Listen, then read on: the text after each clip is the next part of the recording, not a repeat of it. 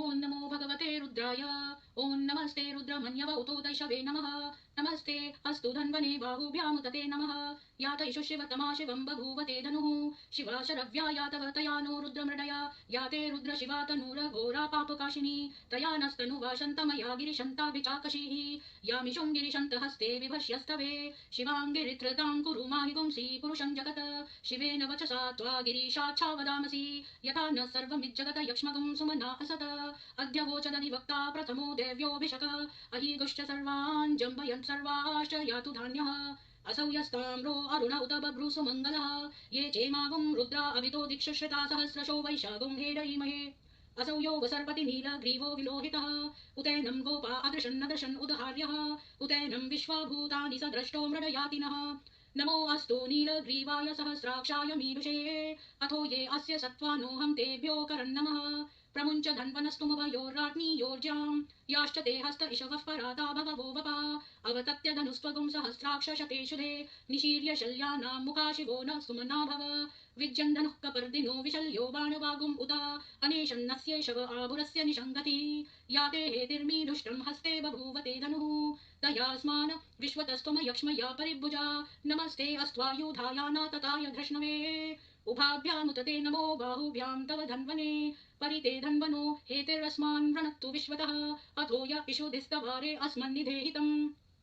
नमस्ते अस्तु भगवन् विश्वेश्वराय महादेवाय त्र्यम्बकाय त्रिपुरान्तकाय त्रिकाग्निकालाय कालाग्निरुद्राय नीलकण्ठाय मृत्युञ्जयाय सर्वेश्वराय सदाशिवाय श्रीमन्महादेवाय नमः। नमो हिरण्यबाहवे सेनान्ये दिशां च पतये नमो नमो वृक्षेभ्यो हरिकेशेभ्यः पशूनां पतये नमो नमः सस्पिञ्जराय तुषीमते पथीनां पतये नमो नमो बब्लुषाय विव्याधिने नानां पतये नमो नमो हरिकेशायोपवीतिने पुष्टानां पतये नमो नमो भवस्य हेत्यै जगतां पतये नमो नमो रुद्राय तताविने क्षेत्राणां पतये नमो नमः सूताय हन्त्याय वनानां पतये नमो नमो रोहिताय स्थपतये वृक्षाणां पतये नमो नमो मन्त्रिणे वाणिजाय कक्षाणां पतये नमो नमो भुवन्तये वारिवस्कृतायोषधीनां पतये नमो नमो उच्चैरघोषाय क्रन्दयते पत्तीनां पतये नमो नमः कृष्णभीताय धावते सत्त्वनां पतये नमः नमः सहमानाय निव्याधिन आव्याधिनीनां पतये नमो नमः ककुभाय निषङ्गिणे सेनानां पतये नमो नमो निषङ्गिण इषुधिमते तस्कराणां पतये नमो नमो वञ्चते परिवञ्चते स्थायूनां पतये नमो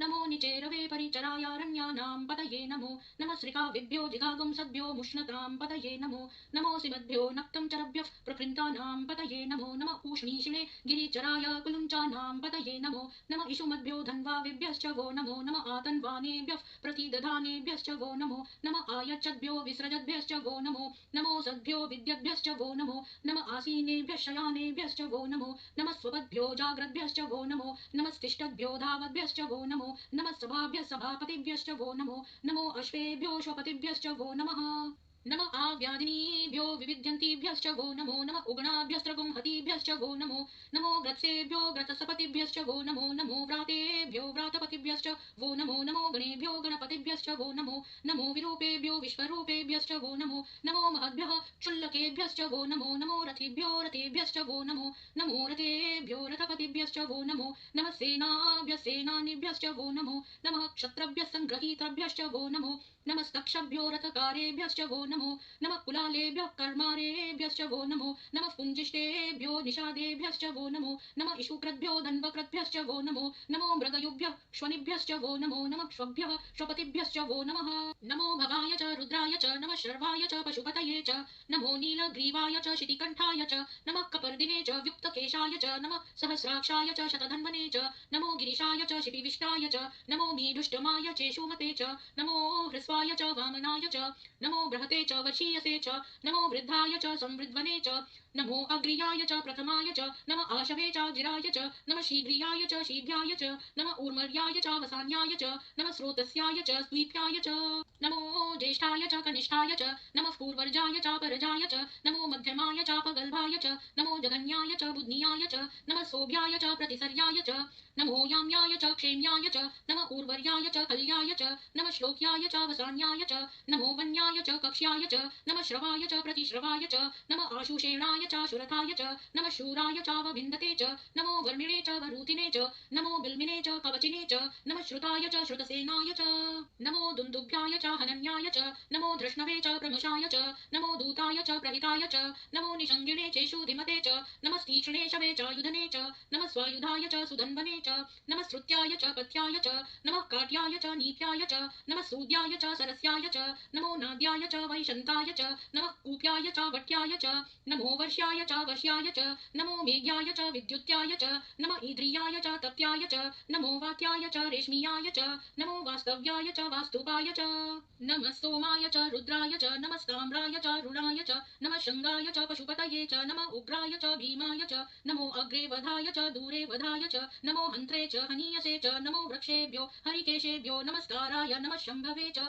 मयोभवे च नमः शङ्कराय च मयस्कराय च नमः शिवाय च शिवतराय च नमस्तीर्थ्याय च कूल्याय च नमः पार्याय च वार्याय च नमः प्रतरणाय चोत्तरणाय च नमः आतार्याय च लाद्याय च नमः षष्प्याय च फेन्याय च नमः सिकत्याय च प्रव्याय च नमः हिरण्याय च प्रपत्याय च नमः किगुंशिलाय च क्षयणाय च नमः कपर्दिने च पुलस्तये च नमो गोष्ठ्याय च ग्रह्याय च नमस्तल्प्याय च गेह्याय च नमः काट्याय च गह्वरेष्ठाय च नमो हृदयाय च निवेश्याय च नमः पागुंसव्याय च रजस्याय च नमः शुष्क्याय च हरित्याय च नमो लोप्याय चोलप्याय च नमः उर्वर्याय च शून्याय च नमः पर्ण्याय च पर्णशद्याय च नमो पगुर्माणाय च भिघ्नते च नमः आखिदते च प्रखिदते च नमो वक्किरिकेभ्यो देवानागुंहृदयेभ्यो नमो विक्षीणकेभ्यो नमो विचिन्वत्केभ्यो नमः आनिर्हतेभ्यो नमः आमीवर्तेभ्यः द्रापे अन्धसस्पते दरिद्रनीललोहित येषां पुरुषाणां येषां पशूनां माभेर्मा रोमो येषां किञ्चनाममत या ते रुद्र शिवा तनु शिवा विश्वाह भेषजी शिवा रुद्रस्य भेषजी तया नो मृड जीवसे इमागुं रुद्राय तवसे कपर्दिने क्षयद्वीराय प्रभरामहे मतिं यथा न शमसद्विपदे चतुष्पदे विश्वं पुष्टं ग्रामे अस्मिन्ननातुरम् मृडानो रुद्रोत नो मयस्क्रधि क्षयद्वीराय नमसा विधेमते यच्छञ्चयोश्च मनुरायजे पिता तदशाम तव रुद्रप्रणीतौ मानो महान्तमुत मानो अर्भकं मान उक्षन्तमुत मान उक्षितं मानो वदेव पितरं मोत मातरं प्रियामानस्तनुवो रुद्ररीरिषः मानस्तोके तनये मान आयुषी मानो गोषु मानो अश्वेषु रीरिषः वीरान् मानो रुद्रभामितो वधेर्हविष्मन्तो नमसा विधेमते आराते गोग्न उत पुरुषग्ने क्षयद्वीराय सुम्नमस्मे ते अस्तु रक्षा च नो अधि च देव बृहधा च नः शर्म यच्च द्विर्वहाः स्तुहि श्रुतं गर्तसदं युवानं मृगन्न भीममुपहत्नुमुग्रं मृडाचरित्रे रुद्रस्तवानो अन्यन्ते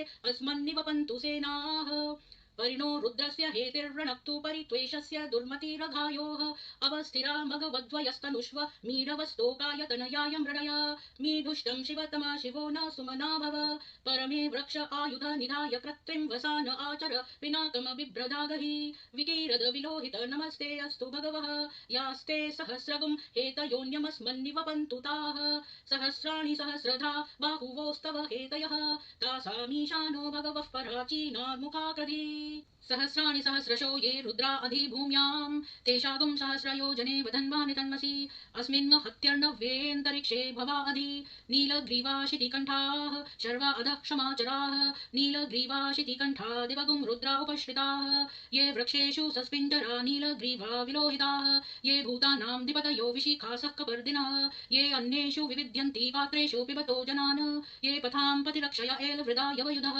ये तीर्थानि प्रचरन्ति श्रीकावन्तो निषङ्गिनः ये एतावन्तश्च भूयागुंसश्च दिशो रुद्रावितस्थिरे तेषागुं सहस्रयोजने वधन्वानि तन्मसि नमो रुद्रेभ्यो ये पृथिव्यां येऽन्तरिक्षे ये दिवि येषामन्नं वातो वर्षमिषवस्तेभ्यो दश प्राचीर दश दक्षिणा दश प्रतीचिर दशोदीचिर्दशोध्वास्तेभ्यो नमस्ते नो मृडयन्तु तेयं द्विष्मो यश्च नो द्वेष्टि तं भोजम्बे ददामि त्र्यम्बकं यजामहे सुगन्धिं पुष्टिवर्धनम् उर्वारुकमिव बन्धनान् मृत्योर्मुक्षीयमामृतात् यो रुद्रो अग्नौ यो अप्सु य औषधीषु यो रुद्रो विश्वा भुवना विवेश तस्मै रुद्राय नमो अस्तु तमुष्टुहि यः सुषु सुधन्वा यो विश्वस्य क्षयति भेषजस्य यक्ष्वामहे सौमनसाय रुद्रं नमोभिरदेवमसुरं दुवस्य अयं मे हस्तो भगवान् अयं मे भगवत्तरः अयं मे विश्वभेषजो यगुं शिवाभिमर्शनः याते सहस्रमयुतं पाशा मृत्यो मर्त्याय हन्तवे तान यज्ञस्य मायया सर्वा नव यजामहे मृत्यवे स्वाहा ओं नमो भगवते रुद्राय विष्णवे मृत्युर्मे पाहि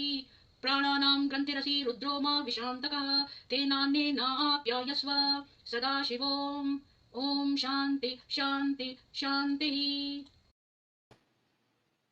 सभी को सुप्रभात और ओम नमो भगवते रुद्राय। आप सभी को बहुत-बहुत साधुवाद।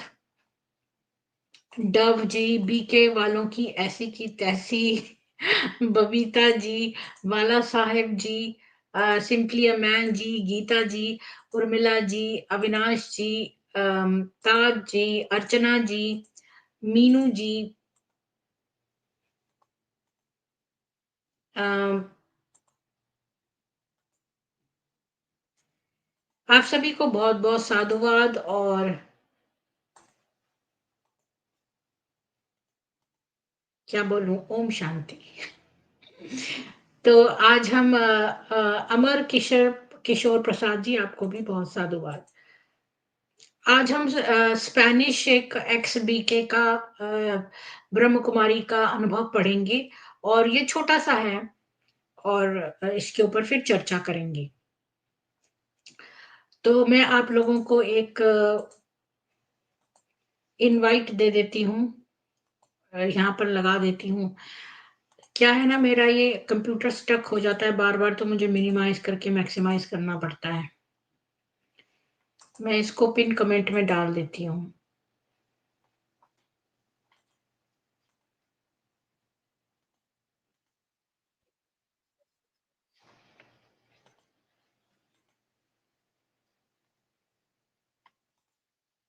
मैंने पिन कमेंट में डाल दिया है। और आज हम जो है वो स्पेनिश एक्स ब्रह्म कुमारी सारा का अनुभव पढ़ेंगे और ये छोटा सा है तो मैं आपके साथ शेयर करती हूँ।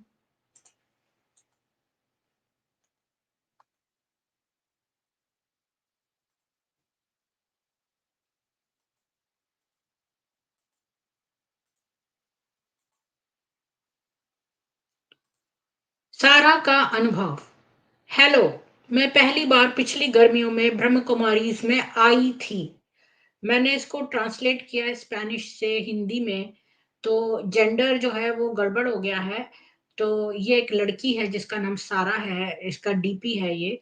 तो इसने लिखा है कि हेलो, मैं पहली बार पिछली गर्मियों में ब्रह्म कुमारी इसमें आई थी, यानी इसको 1 साल हो गया है। मुझे अपने पति और परिवार के साथ कुछ समस्याएं थी।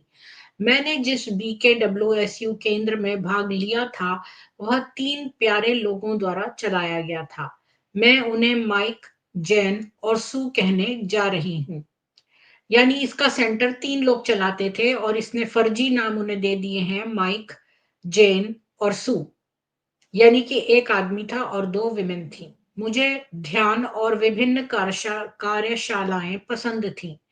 राजयोग के दौरान मुझे चक्र की अवधारणा बहुत कठिन लगी, क्योंकि हर व्यक्ति की समझ अलग अलग होती है। कुछ लोगों को आध्यात्मिक बातें जल्दी समझ में आती हैं, कुछों को नहीं आती हैं। और मैं बताऊं कि मुझे जो है वो टीनेजर में ये सारी बातें कुछ ज्यादा रुचि नहीं थी कि आत्मा ये है वो है, ये सब मुझे इतना वैसा लगता था। और गीता पढ़ के तो मुझे बहुत दुख हुआ कि मेरा अपना कोई है, मेरा है ही नहीं।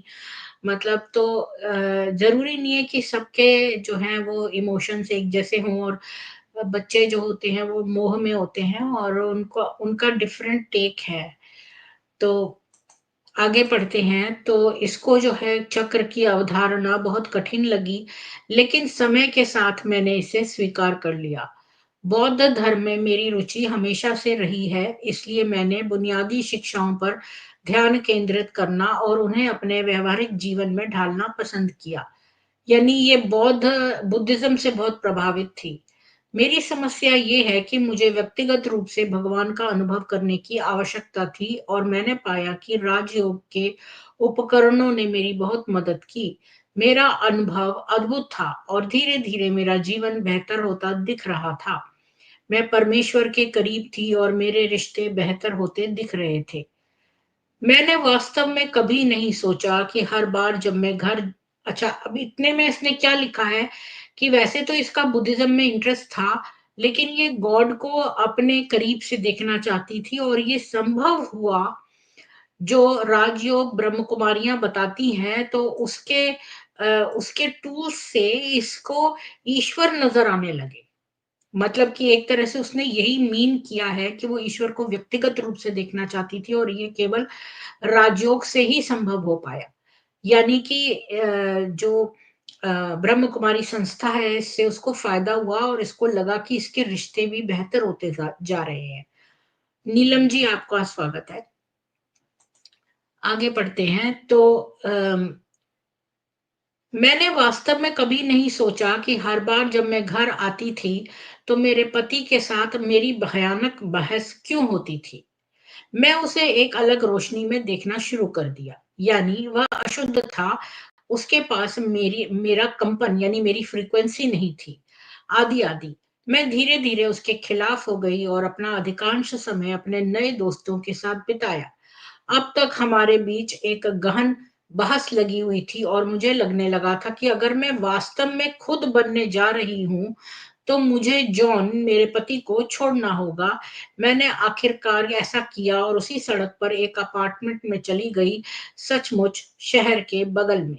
मेरा परिवार परेशान था, लेकिन मैंने उनसे कहा कि मुझे अपने जीवन का पुनर्मूल्यांकन करने के लिए जगह चाहिए। मैंने ईमानदारी से हमेशा के लिए वहाँ रहने के बारे में कभी नहीं सोचा था।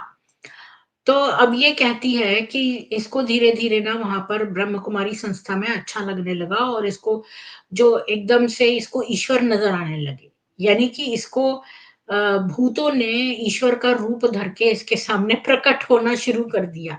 ऐसा कह लो कि इसको ईश्वर वहाँ दिखने लगे और ये इतनी ज़्यादा उसमें इसको सब चीज़ें बेहतर नज़र आने लगीं। पर इसने पहले नोटिस नहीं किया, ये इसका 2024 हाइंडसाइट है कि इसने देखा कि जब भी ये बीच-बीच में सेंटर से अपने घर आती थी, तो इसके हस्बैंड से इसकी भयानक बहस होती थी और इसे लगता था, अब देखो ये लोग क्या करते हैं, इतने सॉफ्ट तरीके से आपके अंदर ये विचार डाल देते हैं कि आप तो बहुत ऊँचाई पे हैं और बाकी लोग शूद्र हैं, मतलब वो लोअर फ्रीक्वेंसी पे हैं। तो इसको लगने लगा कि मैं तो बड़ी हायर फ्रीक्वेंसी पे हूँ और बाकी लोग बहुत लोअर फ्रीक्वेंसी पे हैं। यानी कि इसका हस्बैंड जॉन जो है वो बड़ी लोअर फ्रीक्वेंसी पे है। तो इसने सोचा, भाई मैं क्यों लोअर फ्रीक्वेंसी वाले बंदे के साथ रहूँ, तो मैं एक अलग अपार्टमेंट में रहूँगी। और इसने पहले सोचा नहीं था कि ये हमेशा के लिए रहेगी, मतलब ऐसा कुछ प्लान नहीं किया था, पर ये एक अलग अपार्टमेंट में उसी मोहल्ले के अलग अपार्टमेंट में चली गई। इंदिरा जी, आपको राम-राम, डव जी, अविनाश जी, राम-राम। तो इसके अंदर अपने पति के प्रति ही घृणा-सी हो गई। पूजा जी, राम-राम। तो ये छोटा-सा अनुभव है, मतलब इसको हम पढ़ पढ़ के खत्म कर लेते हैं। तो इसको लगा कि इसका हस्बैंड जो है वो अशुद्ध है और वो लोअर फ्रीक्वेंसी का है। तो इस ये जो है दूसरे अपार्टमेंट में चली गई। मैं अपने पति से प्यार करती थी और उसे छोड़ना नहीं चाहती थी। दोनों पक्षों को खुश रखने और दोनों पक्ष मतलब ब्रह्म कुमारी को भी खुश रखूँ और पति को भी खुश रखूँ और इससे होने वाले नुकसान से बचने की कोशिश करने के तनाव ने, यानी इसको स्ट्रेस होने लगा कि दोनों को कैसे खुश रखूँ। अंततः मुझे मंदी का, यानी कि ये सुस्त हो गई। मैं काम से बाहर थी, यानी कि अब इसका एम्प्लॉयमेंट भी खत्म हो गया। मेरे लिए सुबह उठना और यहाँ तक कि एक पैर से दूसरे के बगल में रखना व्यावहारिक रूप से असंभव था।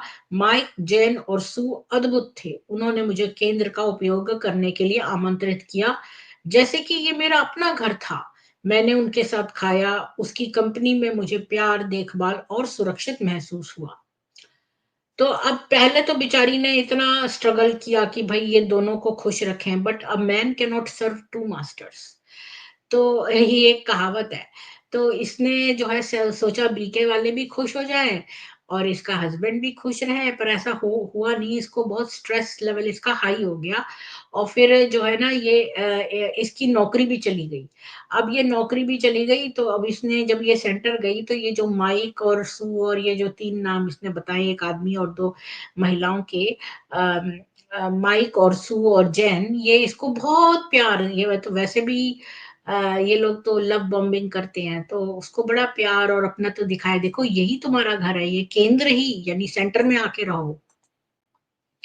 धीरे-धीरे जैसे-जैसे समय बीतता गया, मैंने शिक्षाओं में गहराई से प्रवेश किया और मुझे अधिक से अधिक जानकारी के साथ प्रस्तुत किया गया।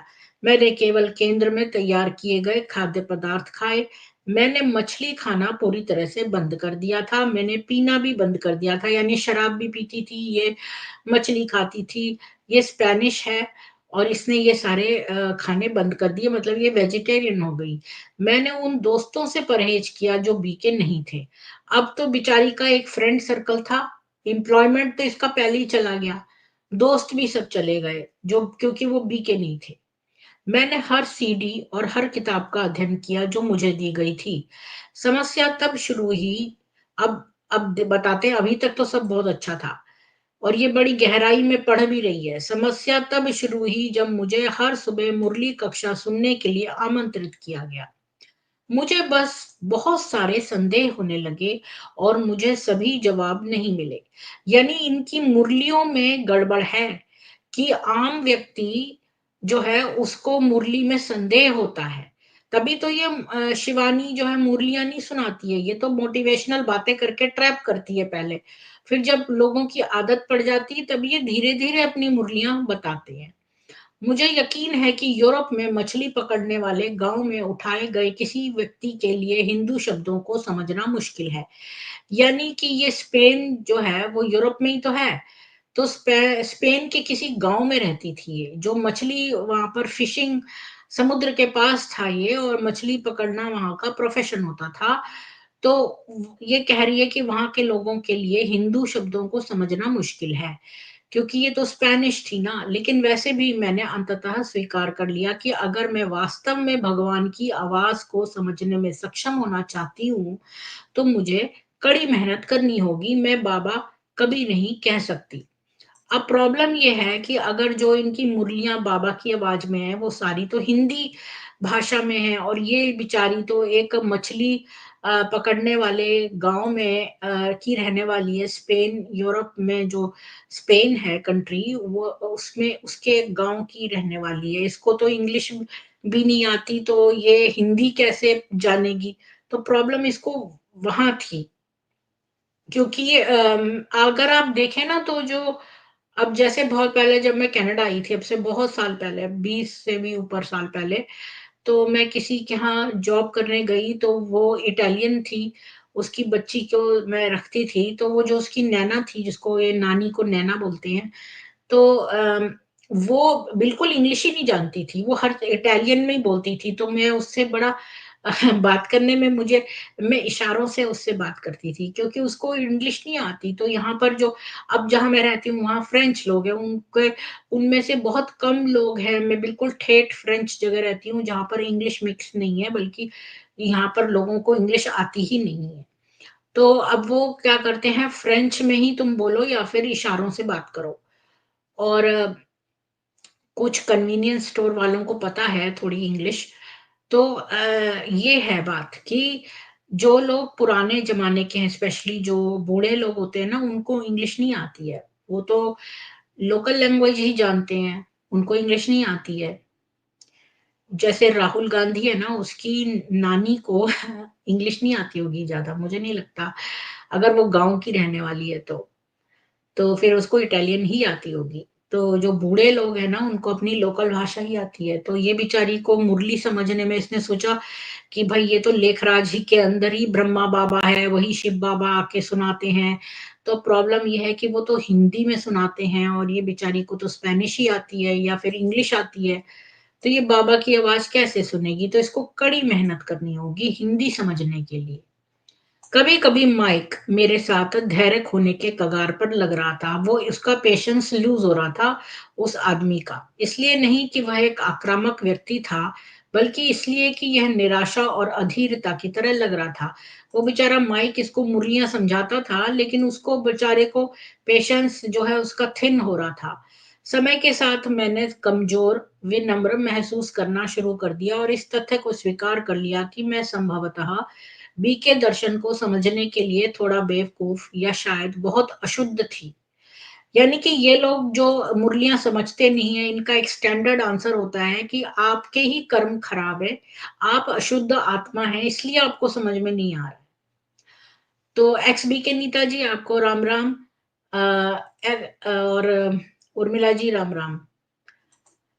तो ये जो है क्या बोलते हैं, क्या बता रही थी मैं? हाँ, तो इसको लगा कि ये बड़ी अशुद्ध है, तभी ये ना समझ नहीं पा रही है। इसको हिंदी समझ में नहीं आ रही है। अंततः मुझे ऑक्सफोर्ड रिट्रीट सेंटर में आमंत्रित किया गया। दोपहर के भोजन के दौरान जब मुझे एहसास नहीं हुआ कि मैं सिर्फ मेज पर बैठ गई थी, कि पुरुष मैं आंसू में फूट गई और रोक नहीं सकी। इसका क्या मतलब है?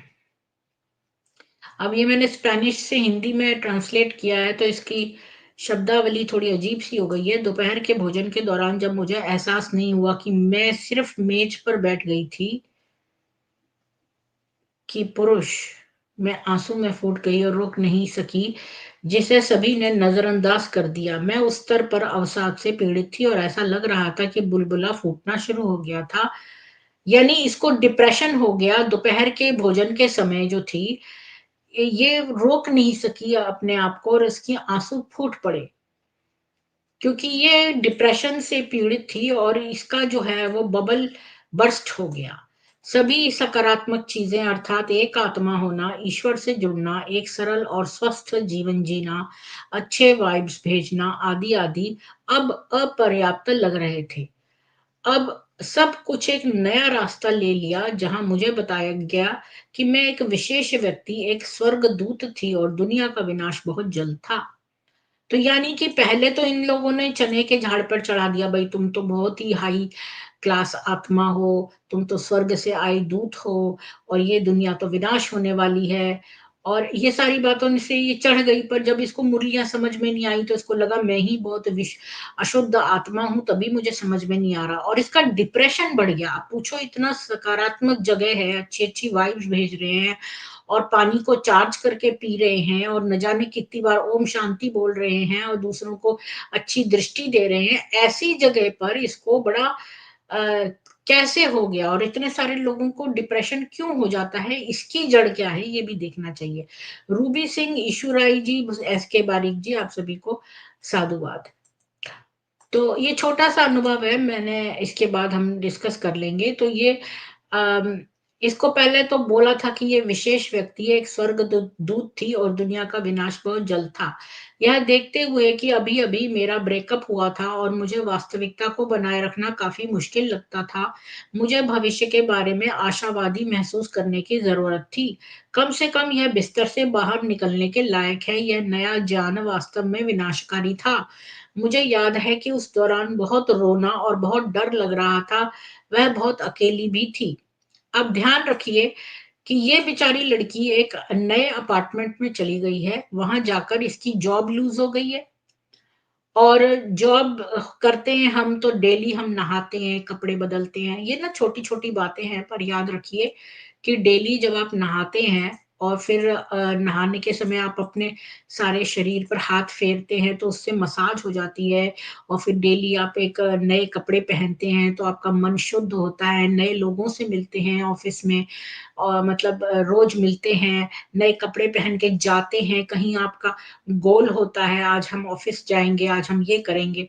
इसके विपरीत एक अनएम्प्लॉयड पर्सन को बहुत जल्दी डिप्रेशन होता है, क्योंकि अब उसके तो दोस्त भी इसने कट गए, ये अपार्टमेंट में रहने चली गई, तो मतलब अपार्टमेंट में अकेले रहना ही एक, कुछ कुछ लोगों को जिनको आदत नहीं है तो उनको बड़ा अकेलापन सा लगता है। मुझे याद है बहुत साल पहले जब मैं अकेले रहती थी, तो मुझे लगता था हे भगवान वीकेंड ना आए, वीकेंड ना आए, सैटरडे संडे में इतना बोर होती थी, मैं कहाँ जाऊं, किससे बात करूं। एक बूढ़ी लेडी थी चर्च की, उससे ही मैं बात करती थी खाली, और कोई मेरी एज का तो बंदा मेरा फ्रेंड ही नहीं था। और जो मेरे कोलीग्स थे ना, उनके अपने, या तो वो मैरिड थे या उनके अपने गर्लफ्रेंड बॉयफ्रेंड थे, और मुझे तो समझ नहीं आता था कि मैं क्या करूं, मैं कहाँ जाऊं। तो मुझे बहुत अकेलापन लगता था और मैं भगवान से प्रार्थना करती थी, हे भगवान वीकेंड ना आए। लोग तो बड़े खुश होते थे, भाई वीकेंड आ रहा है, सैटरडे संडे छुट्टी आ रही है, मुझे डर लगता था। और जो लोग अनएम्प्लॉयड होते हैं ना, फिर उनका मन ही नहीं करता कि वो बिस्तर से बाहर ही निकले, एक साथ डिप्रेशन सा हो जाता है, वो सोचते हैं उठ के भी क्या कर लेंगे, कहाँ जाना है, तो देर में उठ लेंगे, तो वो बहुत देर सोते रहते हैं। या मैं बहुत जल्दी सो जाती थी, 7 बजे से सो जाती थी मैं, जब मैं अकेले रहती थी, तो ये बेचारी लड़की अकेले अपार्टमेंट में रह रही है, इसके दोस्तों से इसकी कट गई है, इसको डिप्रेशन हो गया है बहुत सीवियर। और अब ये खाना खाने के लिए बुलाई गई, लेकिन ये वहां रोने लगी। तो एक तो ये वाली बात भी लोगों को बड़ी डरावनी लगती है कि विनाश होने वाला है। मैंने कई बीकों से बात करी है, बी ब्रह्म कुमारियों से, तो वो ये कहते हैं कि और एक ब्रह्म कुमार, उसने मुझे बताया कि मुझे विनाश से बड़ा डर लगता था। तो मुझे नहीं समझ में आता, मुझे नहीं लगता, पर सब लोग अलग-अलग होते हैं। कुछ लोगों को ये विनाश की बात से बड़ा डर लगता है, पता नहीं क्यों? उनको लगता है विनाश होने वाला है, विनाश होने वाला है, इस बात से बड़ा डर लगता है। तो इसको भी लगता था। तो आगे पढ़ते हैं अब। एक महिला जो लंबे समय से सदस्य थी ने सुझाव दिया कि हम एक दिन उसके घर पर मिलते हैं। तब जैन ने मुझे बताया कि उसके साथ मिलना एक अच्छा निर्णय नहीं था, क्योंकि वह जानने में एक अलग स्तर पर थी और उसे जो कुछ भी कहना था वह मेरे विकास के लिए हानिकारक हो सकता है।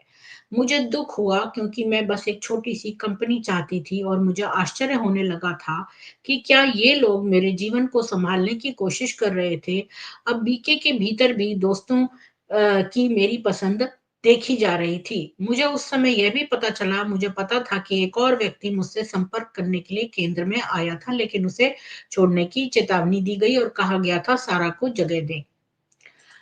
तो अब यहाँ पर एक लड़की, एक लेडी थी, वो बहुत लंबे समय से सदस्य थी और वो ब्रह्म कुमारी केंद्र की ही थी। लेकिन इन लोगों ने कहा कि तुम उससे बात मत करो। तो ये बात भी मुझे उषा जी ने बताई थी कि ये लोग ना एक दूसरे से बहुत देर तक बात नहीं करने देते। ये सोचते हैं कि तुम क्या बात कर रहे हो।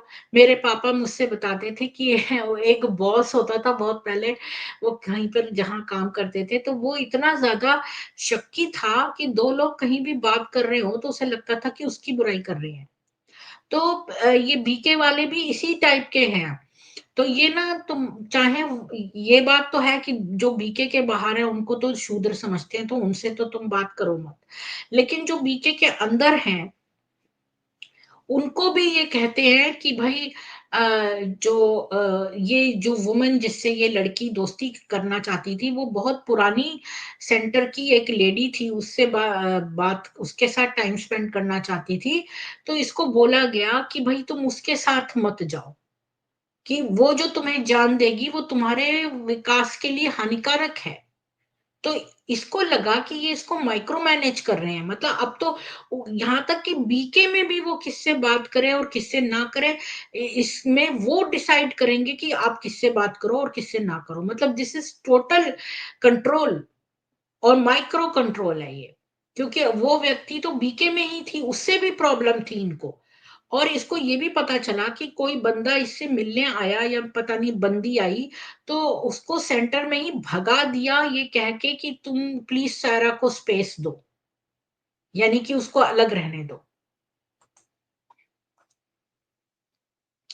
मुझे उस समय ये भी पता चला कि मुझे पता था कि एक और व्यक्ति मुझसे संपर्क करने के लिए केंद्र में आया था, लेकिन उसे छोड़ने की चेतावनी दी गई कि वो सेंटर से चला जाए और कहा सारा को जगह दें। एक अन्य सदस्य अंतर को तोड़ने के लिए काफी बहादुर था और हम कॉफी के लिए मिले।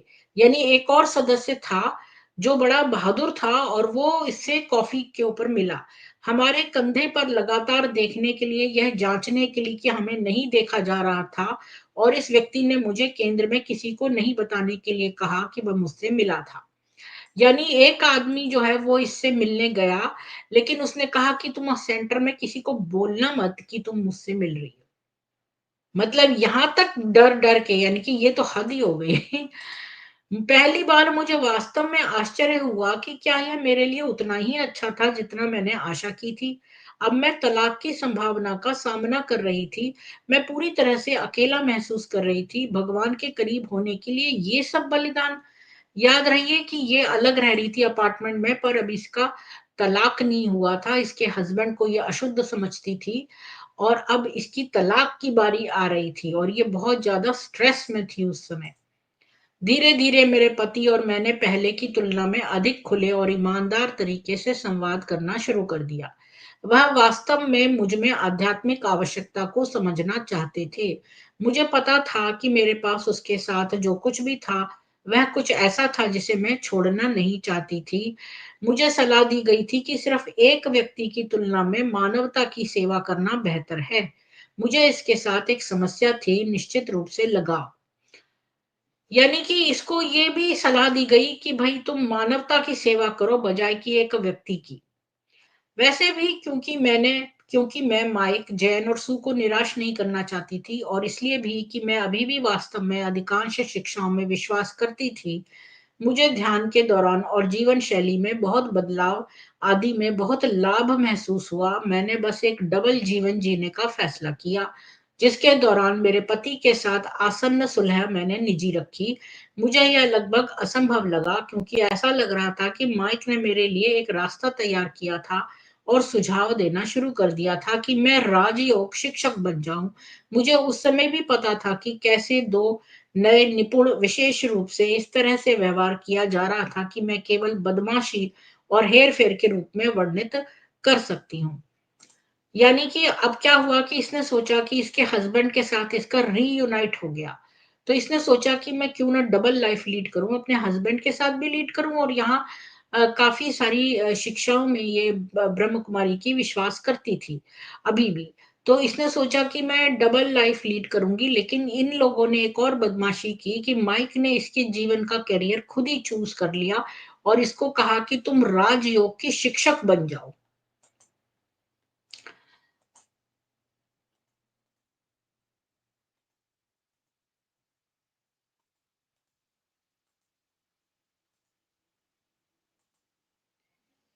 बाद में जिस तरह से माइक ने जेन और सू के बारे में अपनी पीठ के पीछे बात करना शुरू कर दिया, उससे मुझे आश्चर्य हुआ कि क्या वे लोग इतने शुद्ध और अच्छे थे। मैं समझ गई कि परमेश्वर किसी भी तरह से किसी अन्य व्यक्ति से इस तरह के व्यवहार की अपेक्षा नहीं करता है। मुझे नहीं लगता कि भगवान इन लोगों को धमकाने और हास्यास्पद रूप से विनम्र होने के लिए सिखाते हैं। ये कहने के लिए पर्याप्त है, मैंने क्रिसमस के ठीक बाद अपार्टमेंट छोड़ दिया और अपने पति के घर चली गई। बहुत अच्छा हुआ।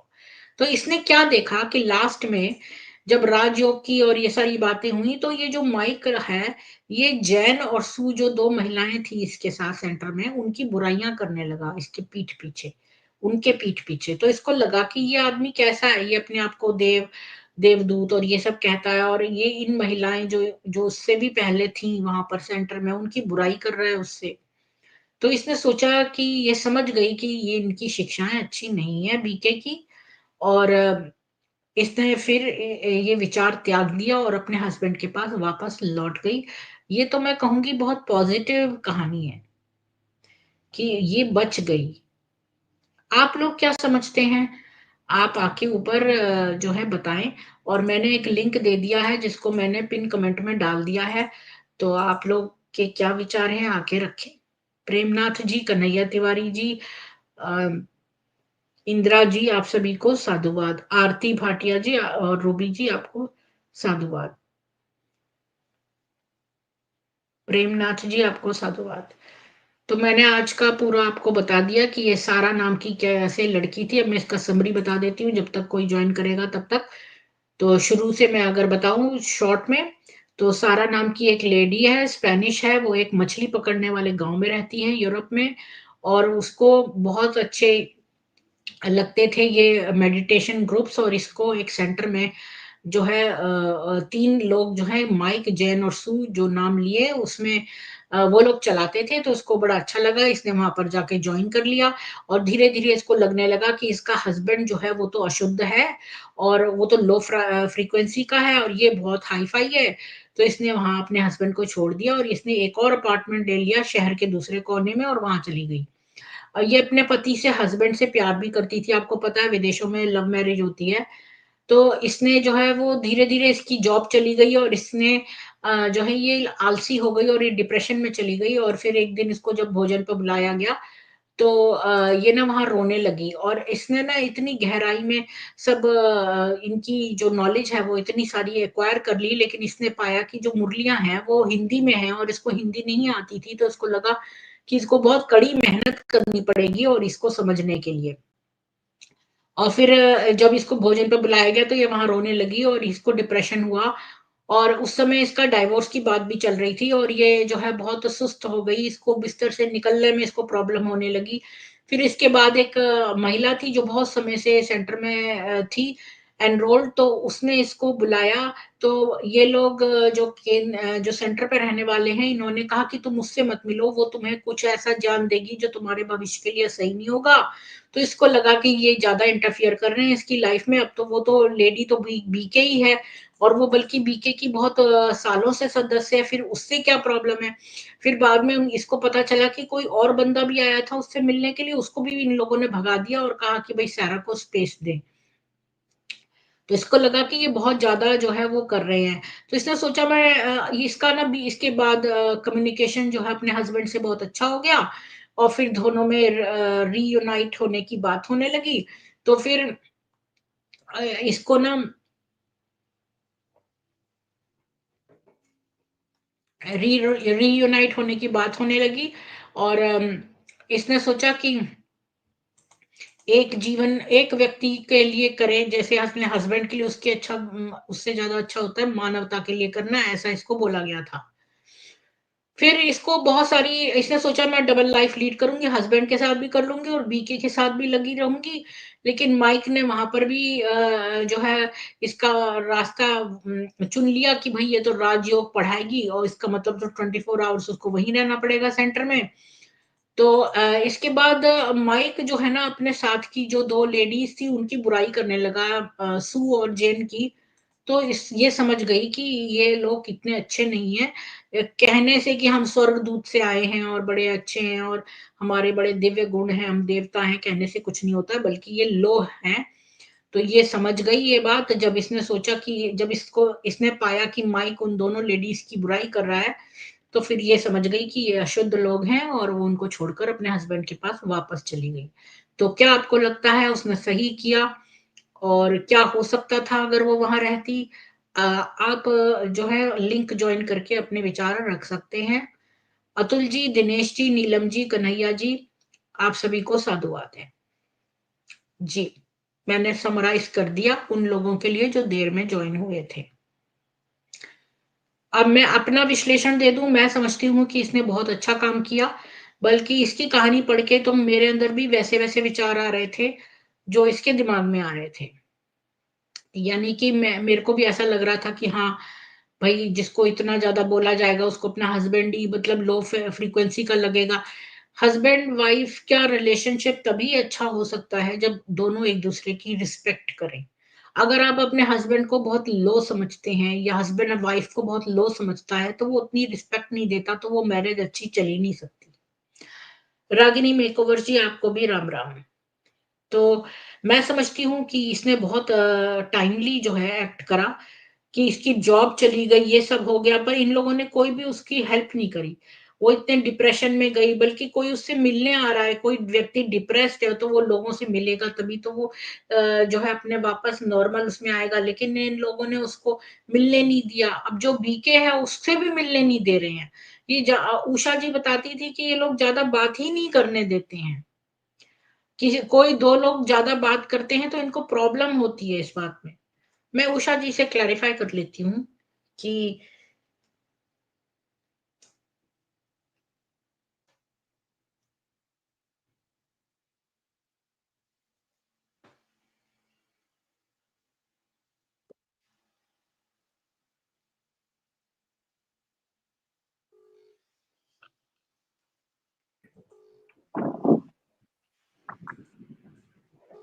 अजय जी आपका स्वागत है। प्रीति दीदी राम राम। जी, आपने सारा की कहानी सुनी अभी पूरी? बिल्कुल दीदी सुनी। तो आपने ये चीज देखनी है कि इसमें कैसे ये लोग पतियों से अलग कराते हैं फैमिलियों को। और मैं मानता हूँ कि 10 उंगलियां बराबर नहीं है, 10 में से 1-2 पति गलत होंगे, लेकिन इस पढ़ने से आपको ये पता लग गया कि कैसे पत्नी ने पति को छोड़ा और कैसे सेंटर से आके झगड़ा करती थी, जिसको हम्म। ये लोग बोलते हैं कि पति लड़ाई झगड़ा करते हैं, मारपीट करते हैं। अब हाँ, जब लड़ाई आपने झगड़ा बहुत हो सही अब पकड़ा। ये और जब बात इसने कही कि जब भी मैं आती थी तो मेरे हस्बैंड से भयंकर बहस होती थी, जो इसने बाद में रियलाइज किया। और उसी झगड़े में अगर पति मार दे तो इसको मारना नहीं बोलते हैं दीदी, इसको मारना नहीं बोलते हैं, इसको गलत संगत ही बोलते हैं, गलत संगत का असर आना। कि जिस पत्नी ने 2 साल, 3 साल, 5 साल, 10 साल, 20 साल जवाब नहीं दिया, वो आज ये कर रही है और इसे लड़ रही है, तो उसमें पति को भी दुःख होता है और वो हाथ उठा देता है गुस्से में। इस चीज़ से आप सहमत हैं कि नहीं है? मैं वायलेंस से सहमत नहीं हूँ। अगर गुस्सा आता है तो यहाँ ट्रेन करते हैं, आप दीवार में मारे। तो दीदी ये बात दीवार में नहीं, आप ये बोलिए कि अगर वो ब्रह्म कुमारी में गई है बिना परमिशन के और वहाँ उसको ऐसी शिक्षा दी जा रही है, तो चाहे वो कोई दीवार भी में बात क्यों? अजय जी, चाहे कोई कोई भी बात हो, मैं बताती हूँ आपको। किसी के ऊपर हाथ उठाना ये असॉल्ट है, और फिजिकल असॉल्ट जो है अच्छी चीज नहीं है। उसका कारण है अजय जी, बात यह है कि जैसे जैसे समय बीतता जाता है तो वो वायलेंस ज्यादा बढ़ता जाता है। ऐसा नहीं है कि हम करके चुप हो जाए। मतलब जो बाद की जनरेशन आएंगी वो और भी ज्यादा करेंगी, फिर और भी ज्यादा करेंगी। तो इसीलिए जैसे आप एक चादर में छेद होता है, उसमें उंगली डाले तो जितनी बार उंगली डालेंगे वो छेद बड़ा होता जाता है। तो इसलिए जो वायलेंस है वो नो नो है। लेकिन ये बात है कि बहस होती थी, और उनका जो प्यार है उसमें एक इन लोगों ने एक शक डाल दिया कि भाई ये तो लो वाइब्रेशन का है हस्बैंड। ये चीज बहुत ही बुरी करी इन्होंने। दीदी मेरे को एक चीज़ बताइए, क्या आपने बोला कि बिल्कुल नहीं मारना चाहिए, मैं सहमत हूँ। पुलिस फिर जब चोरी करता है उसको मारती क्यों है? उससे पूछे सिर्फ सामान कहाँ रखा, इसके लिए सामान बरामद करके उसको इसको वापस नहीं दे देना मारना चाहिए। चाहिए। यहाँ विदेश में कभी पुलिस वाले हाथ नहीं उठा सकते किसी पे भी, क्योंकि अगर सपोज आप किसी पर मारें और सपोज वो ना निकले क्या बोलते हैं क्रिमिनल, तो ये बात गलत है। आप क्रिमिनल को मारे मत, उसको सजा दें। तो दीदी वही चीज़ हर एक के ऊपर लागू नहीं होती है, हर एक के ऊपर लागू नहीं होता है। मैंने इसीलिए बोला 10 उँगली बराबर नहीं है, तो वही चीज़ है, वही चीज़ है। किसी को अब जो कि अब जिसमें आपने देखा था एक स्कीम में जिसकी में से पति उसमें था, तो वो ब्रह्म कुमार था, तो अपनी बीवी को मारता था। तो ब्रह्म कुमार होने के भी वो ये मार रहा अपनी इस पत्नी मारने को। की बात छोड़ दीजिए और असली बात पे आइए कि आपको क्या लगता है कि इसका ये सारा वापस अपने हस्बैंड के पास चली गई, तो क्या उसने अच्छा किया? दीदी वो अच्छे की तो बात हुई जब लौट के आ गई। अब देखिए आपने बोला डिप्रेशन में आई, जब वो सारी चीज़ों से संबंध तुड़वा रही है, सारे दोस्तों से तुड़वा रही है, तो उसका डिप्रेशन आना ही आना है। अगर हम्म। उसी डिप्रेशन को में रहते हुए इसको लगाव कर दिया कि आप सेंटर चलाओ, आप सेंटर में वो करो, तो ये चीज़ में अंदर घुसेड़ दिया। अगर उसमें वो संलिप्त हो जाती, तो वो चीज़ें वो भूल जाती, फिर वो घर परिवार को सब भूल जाती। तो ये लोग पहले डिप्रेशन में होते, तुम लोग योग कम कर रहे हो, बाबा का ध्यान कम कर रहे हो, इसलिए तुम्हें ये डिप्रेशन ये सब चीज़ें हो रहा है। तो ये सब चीज़ें डाली जाती हैं, ये सब चीज़ें की जाती हैं। आप सही बोल रहे हैं। अब देखो, ये इस बेचारी को ये लगा कि इसको मुरलियां समझ में नहीं आ रही, तो इसका मतलब ये खुद अशुद्ध आत्मा है, इसको ऐसा लगा। तो दीदी ये सब चीज़ें इनकी टैक्टिसें हैं, इनकी टैक्टिसें हैं। हर चीज़ के कानून बराबर नहीं होते, हर चीज़ का न्याय बराबर नहीं होता, हर चीज़ की लड़ाई झगड़ा बराबर नहीं होता, हर चीज़ की मारपीट की भी बराबर नहीं होता। ये मार शब्द अच्छा, जो एक बात बनाया है, गया है। ये लेडी ना समझदार थी। इसने देखा कि ये माइक है पीठ पीछे सू और जैन की बुराई कर रहा है, तो इसका मतलब ये खुद ही लो वाइब्रेशन का है, और ये समझ गई कि ये सेंटर सही नहीं है, इसलिए छोड़ गई। ये नहीं मतलब दीदी इसने नहीं, दिमाग करी। अब अगर नहीं, ये नहीं। इतने सारे बीके वाले में जाते हैं लोग, तो वो कंटिन्यू करते रहते हैं। लेकिन इसने छोड़ दिया ये बात सुन के, तो ये इंटेलिजेंट थी इस बारे में। दीदी नहीं, इसने मुरली का ज्ञान ज़्यादा नहीं लिया, इसे मुरली समझ में नहीं आई। अगर इसको मुरली पूरी समझ में आ रही थी, तो जिसके पीछे ये डिप्रेशन में जा रही थी, अगर इसको मुरली समझ में आ जाती तो ये भी चली जाती, फिर ये भूल जाती। जिसको अच्छा मुरली अजय, से सुनने का आप तो इतना अच्छा बताते हैं। आप चीज की, किसी के दर्द की उंगली पे, सही जगह पे उंगली रख देते हैं। तो आप ये बताइए कि ये सारी महिलाएं जो बीके में जाती हैं क्यों डिप्रेस हो जाती हैं, जबकि वो जगह इतनी पॉजिटिव वाइब्रेशन की है और वहां पर इतनी दृष्टि देकर और घर के बने खाने ही खा रहे हैं और सब कुछ इतना पॉजिटिव और इतना स्वर्गदूत समान है और सब कुछ इतना अच्छा है, तो फिर ये डिप्रेशन में क्यों जाती हैं? दीदी इनको जब बोल दिया जाता है कि तुम स्वर बाबा के तुम्हें 100 गुलाम आदमियों में चुना गया है, तुम्हें हम्म। यहाँ पे बाबा के ने ही बुलाया है, आप स्वर्ग में आपकी सीट पक्की हो गई है और उसी में ही इसको अपने ये जो दिखाए जाते हैं भगवान वो इनको दिखाई देने लग जाते हैं।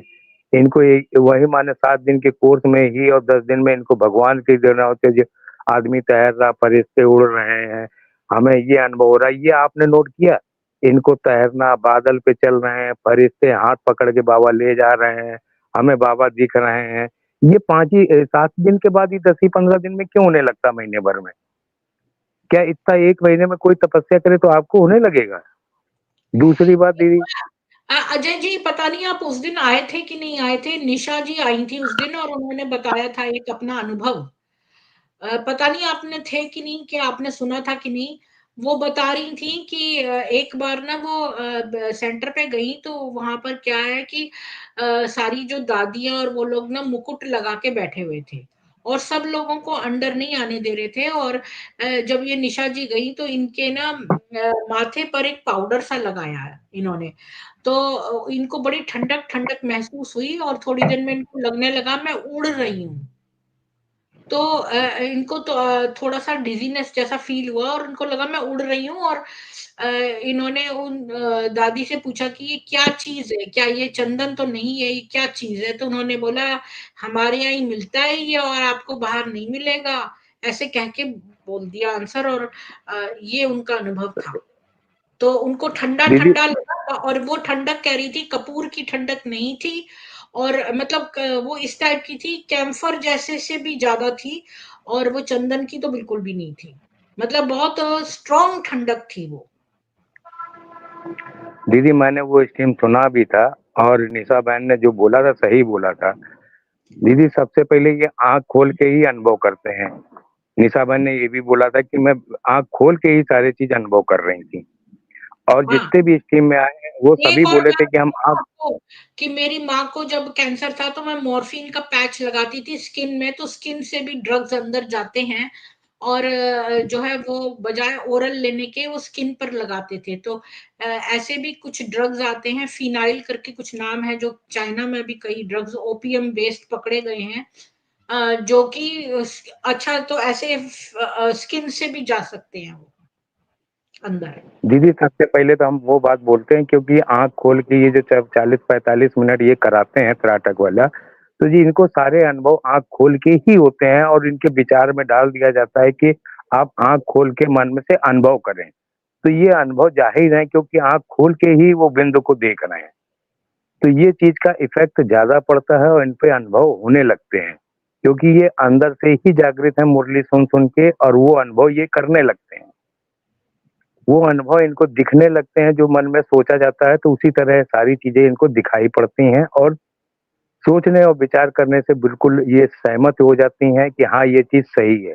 रही इनके शरीर में जो इनको चंदन की तरह ठंडक लगाया, तो दीदी ये ऐसी चीज़ें हैं कि जो बहुत चीज़ें दी जाती हैं जो कि शरीर के ब्लड सर्कुलेशन में मिल के स्किन के द्वारा और वो चीज़ें का अनुभव कराते हैं जिससे शरीर, पैर, पूरा शरीर ठंड इसका महसूस होता है। ये चीज़ें होती हैं, ये चीज़ें आ गई हैं, वैज्ञानिक ने ये सही सारी चीज़ें कर ली है। जब नार्को टेस्ट होने लगे तो उसमें आदमी बोल सकता पहले ये नहीं था। पहले आपको बेहोशी करने के लिए ऑपरेशन से पहले वो चीज़ें नहीं थी, ये सब सम्मोहन के ही द्वारा दिया जाता था, सारी चीज़ें होती थी। तो वो सब चीज़ें में आगे देश बढ़ गया, सारे जनता बढ़ गई, सारे प्राणी बढ़ गए हैं आगे। तो वो चीज़ें सब संभव हैं और ये चीज़ हकीकत है कि वो चीज़ को इन्होंने किया जाता है क्योंकि इनके वो सिर के मत्थे पे ही लगाने से सारी चीज़ें वहीं से नसें वहीं पे हैं, सारी चीज़ें जागृत होती है, सारी नसें में ही ठंडापन पहुँच जाता है और ब्लड के द्वारा से स्किन के द्वारा ब्लड के द्वारा पहुँचता है। तो ये सारी चीज़ें अनुभव करती हैं। हम्म। क्योंकि खुली आँखों से जब त्राटक करती हैं तो खुली आँखों से ही अनुभव होते हैं। तो सपने में तो आप जैसे रात में सपने देखो तो सब बोलेंगे अम्बे सपने में दिखते हैं, वो दिखते हैं, वो तो याद की एक याददाश्त है जो आप दिन भर सोचोगे।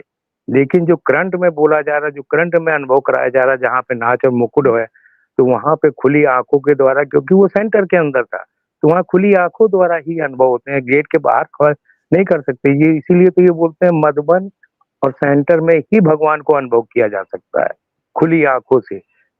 तो वो चीजें वहीं पे ही बंद हैं बस, ये तो इन्होंने उससे बोला एरिया है में ही कि बंद। मोक्ष, ये दादा लेखराज बोलते थे अगर मोक्ष जो है आपको 6 दिन में मिल सकता है अगर आप इसमें प्रवेश करेंगे सेंटर पे मधुबन में।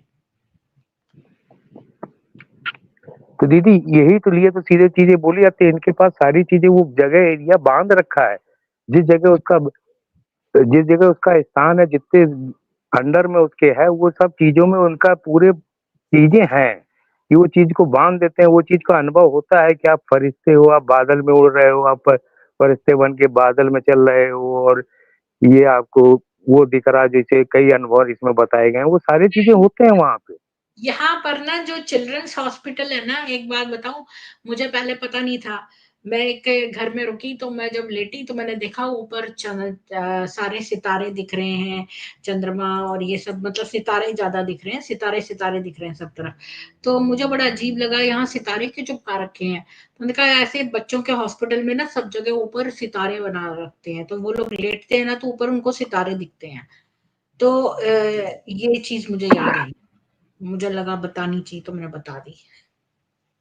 तो दीदी वही चीजें है, वही चीज जब आपके दिमाग में डाली जाएंगी, तो वो जब घर कर जाएंगे, मुरली सुन सुन के सुन सुन के सुन सुन एक दिन में 5 बार, और 5 बार 8 बार ये सब चीजें सुनेंगे, तो आपके दिमाग में वही भरी है, हम्म। वही चीजें आपको सारी चीजें नजर आएंगी, वही सोचेंगे, वही सब चीजें दिखाई देंगी जो आप अनुभव करेंगे। जी, और उत्तम जी आपका इनके स्वागत। हम्म। उनके सेंटर और मधुबन में ये चीजें क्यों आती है? आपने सुना नहीं था अर्पिता जी का कि हम गेट के बाहर आते थे, मेरा दिमाग अलग खुल जाता था। तो ये सब चीजें क्यों सेंटर के अंदर और मधुबन में ही दिख रही है? मधुबन में ही आदमी को क्यों बुलाते हैं ये लोग? आपको 3 महीने हाँ, बाद ये तुरंत मधुबन में बुलाएंगे, ये किस लिए बुलाया जाता है? इसीलिए वहीं तो से ही बार सारी बार चीजें गड़बड़। ये बात आपने बहुत सही बोली अजय जी की, ये बार बार रिपीट करते हैं और कुछ समय बाद लगातार सबको मधुबन जरूर बुलाते हैं, मधुबन में ही कुछ चक्कर है। तो वही चीजें दीदी है, ये सब चीजें वही है कि मधुबन देखो आके वो स्वर्ग है, ये सब लोभ दिया जाता है, और वहीं से ही जाके ये सब चीजें बदली हो जाती हैं। यही चीजें हैं, और इसीलिए मधुबन से ही सेंटर में लोग आते हैं, जो कि सारी चीजें मान के ले जाते हैं, वो भी अनुभव कराते हैं। और जैसे अर्पिता जी ने बोला गेट के बाहर आए तो मेरा सारा अनुभव टूट जाता था, मेरे को सारी चीजें बंद हो जाती थी। जब तक वो सेंटर के अंदर बैठती थी तब उसको सब चीजें उसने बोला और बताया। उसने ये भी बोला कि जब वो घर में आई थी तो उसको पांव बन गए थे लेखराज के। दीदी मैं अच्छा, उसकी बात नहीं कर रहा जो हूँ। मैं सूक्ष्म बदन होता है ना, जो सूक्ष्म शरीर होता है, वो जब तक उसका नया जन्म ना हो जाए वो घूमता रहता है, तो उसी को प्रेत योनि बोलते हैं। तो ये लेखराज जो है ना, ये इसका दोबारा नहीं हुआ होगा जन्म, ये सूक्ष्म शरीर में घूम रहा है भूत प्रेत बन के। दीदी वो जब सेंटर में गई, जब उसको आगे बैठाला गया, जिसके पीछे रोने लगी कि तुम ही मेरे पति हो, तुम ही मेरे सब, मैं तुम्हारे साथ ही जाना है, तुम ही मेरे पर, और वो नीचे आके कैसे उसको भूल गई कि मैं ये क्या बोली, क्या उससे बोला, क्यों बोला गेट के बाहर आते ही? तो ये सब चीजें क्यों है? हाँ। अच्छा, उत्तम जी और बाला साहब जी आपका बहुत स्वागत है। उत्तम जी और बाला साहब जी, आप लोगों ने सारा का पूरा अनुभव सुना क्या? बोलिए उत्तम जी। जी प्रीति जी, मैंने अनुभव से इतना जाना कि वो जो लेडीज थी उनको पहले तो सब कुछ समझाया गया, लेकिन उनके उनको कुछ मतलब गड़बड़ लगा, तो उनको लास्ट में बोला गया परमात्मा, परमात्मा के नाम पे, ईश्वर के नाम पे आप जो भी है वो उस जुड़े रहो। तो ये बोलते हैं कि हमारे यहाँ परमात्मा है, कहाँ है आपके यहाँ परमात्मा? मधुबन में जो होते हैं उनको बोलते हैं कि ईश्वरीय सेवा में है। अगर ईश्वरीय सेवा में है तो ईश्वर कहाँ है बताइए? ईश्वर वगैरह कुछ नहीं है। कल ही इनका बाबा मिलन था जो शाम 4 बजे से लेके 9 बजे तक चला। तो उसमें जो है रिपीट जो मुरली जो मतलब जो इनकी गुलजार दीदी थी उनके द्वारा जो चला, पहले तो इनके जो वरिष्ठ जो रहते मोटिवेशनल सो कॉल्ड स्पीकर, उनके द्वारा पहले थोड़ा भाषणबाजी हुआ, फिर जो पुरानी जो रिपीट जो थी वही कैसेट लगाई गई। तो अभी उसमें फिर लिखा गया कि भाई लाइव, तो लाइव कहाँ से हुआ भाई? पुरानी चीजें आप दिखा रहे हो, लाइव कहाँ से हुआ? कोई बताएगा जरा, जो बीके वाला है वो। तो ये सब ईश्वर के नाम पे अपना धंधा चला रहे हैं, कोई भी उसमें मत आइए, अपने दिमाग का उपयोग कीजिए। और ये जो बाबा मिलन या फिर परमात्मा या फिर ईश्वर के नाम ईश्वरीय सेवा, ये जो भी बताते हैं वैसा कुछ है नहीं। हम वहाँ पे जाके आए हैं, बहुत से लोगों का एक्सपीरियंस सुना है। इधर इंडिया के लोग भी जो है वो भी बताते हैं, फॉरेन वाले लोग जो है वो भी बताते हैं कि भाई ईश्वर जैसा कुछ है नहीं। वो लोग पहले झूठते हैं, तब उनको थोड़ा थोड़ा अच्छा बोला जाता है तो उनको लगता है, लेकिन फिर वो जब अंदर घुसते हैं उनको अंदर से पता चलता है, जब फॉलो करते हैं तब पता चलता है कि यहाँ पे तो गड़बड़ है। फिर उनकी आंखें खुल जाती है, फिर उनको पता है कि ईश्वर के नाम पे तो हमको ठगा गया है। तो यही है इनका, ब्रह्म कुमारी कल्ट में कोई भी ईश्वर नहीं है। जो भी वहां पे जाते हैं वो ऐसे भ्रम में बिल्कुल भी ना रहे। और वहां पे जो बाबा मिलन होता है, वहां पे जो भी गुलजार दीदी थी उनके द्वारा जो बोला गया, वो कोई परमात्मा या फिर कोई शिव बाबा या कोई कोई भगवान नहीं थे। वो जो था वो लेखराज जो था, उसने पहले अपनी मुरलियां चलाई, फिर उसको कुछ सुंदर कन्या पे अपना, अच्छा कोई सुंदर कन्या थी जैसे गुलजार दीदी, तो वो अच्छी लगी तो उसने फिर उनका यूज किया अपनी बातें आगे बढ़ाने के लिए। तो उनका जो सूक्ष्म शरीर था उसका यूज किया। फिर इनका जो सूक्ष्म शरीर है, जिनको हम भूत भूत या प्रेत के नाम से जानते, तो वो जो है अभी बहुत सारी माता बहने बेटियों को के साथ भी शारीरिक शोषण, मानसिक शोषण और माइंड कंट्रोल करे हुए है। तो इनका जो योग है वो बंद कीजिए, इनकी मूल्य सुनना बंद कीजिए, तभी आपका कुछ भला हो पाएगा। जब तक आप जुड़े रहेंगे इनके कोई बाबा मिलन के प्रोग्राम में या इनके वरिष्ठों का मोटिवेशनल स्पीकर का स्पीच सुनेंगे, या फिर आपको कुछ भी इमोशनल ब्लैकमेल करके कुछ भी समझाया जाएगा, वो किसी भी बात में आने की जरूरत नहीं है। ईश्वर है, लेकिन इनके यहाँ तो बिल्कुल भी नहीं है। जी प्रीति जी। धन्यवाद। बाला साहब जी, आपने सारा का अनुभव सुना, तो बोलिए। जय श्री राम सभी को। जी, मैंने सारा दीदी का वो अनुभव सुना, और आपने अंत में कहा कि ये तो बहुत अच्छी कहानी है कि वो बच गई।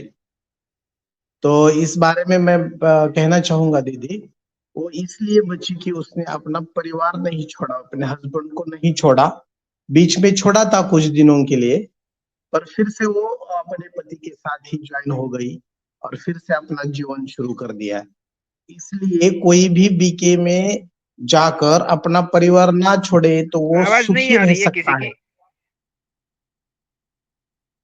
हेलो हेलो, आवाज आ रही? बिल्कुल आ रही है, मुझे तो हेलो, आ रही है, मुझे तो आ रही है बिल्कुल। अच्छा जी, तो मैं कंटिन्यू करूं? जी जी, अजय जी, आपको इनकी आवाज आ तो रही है?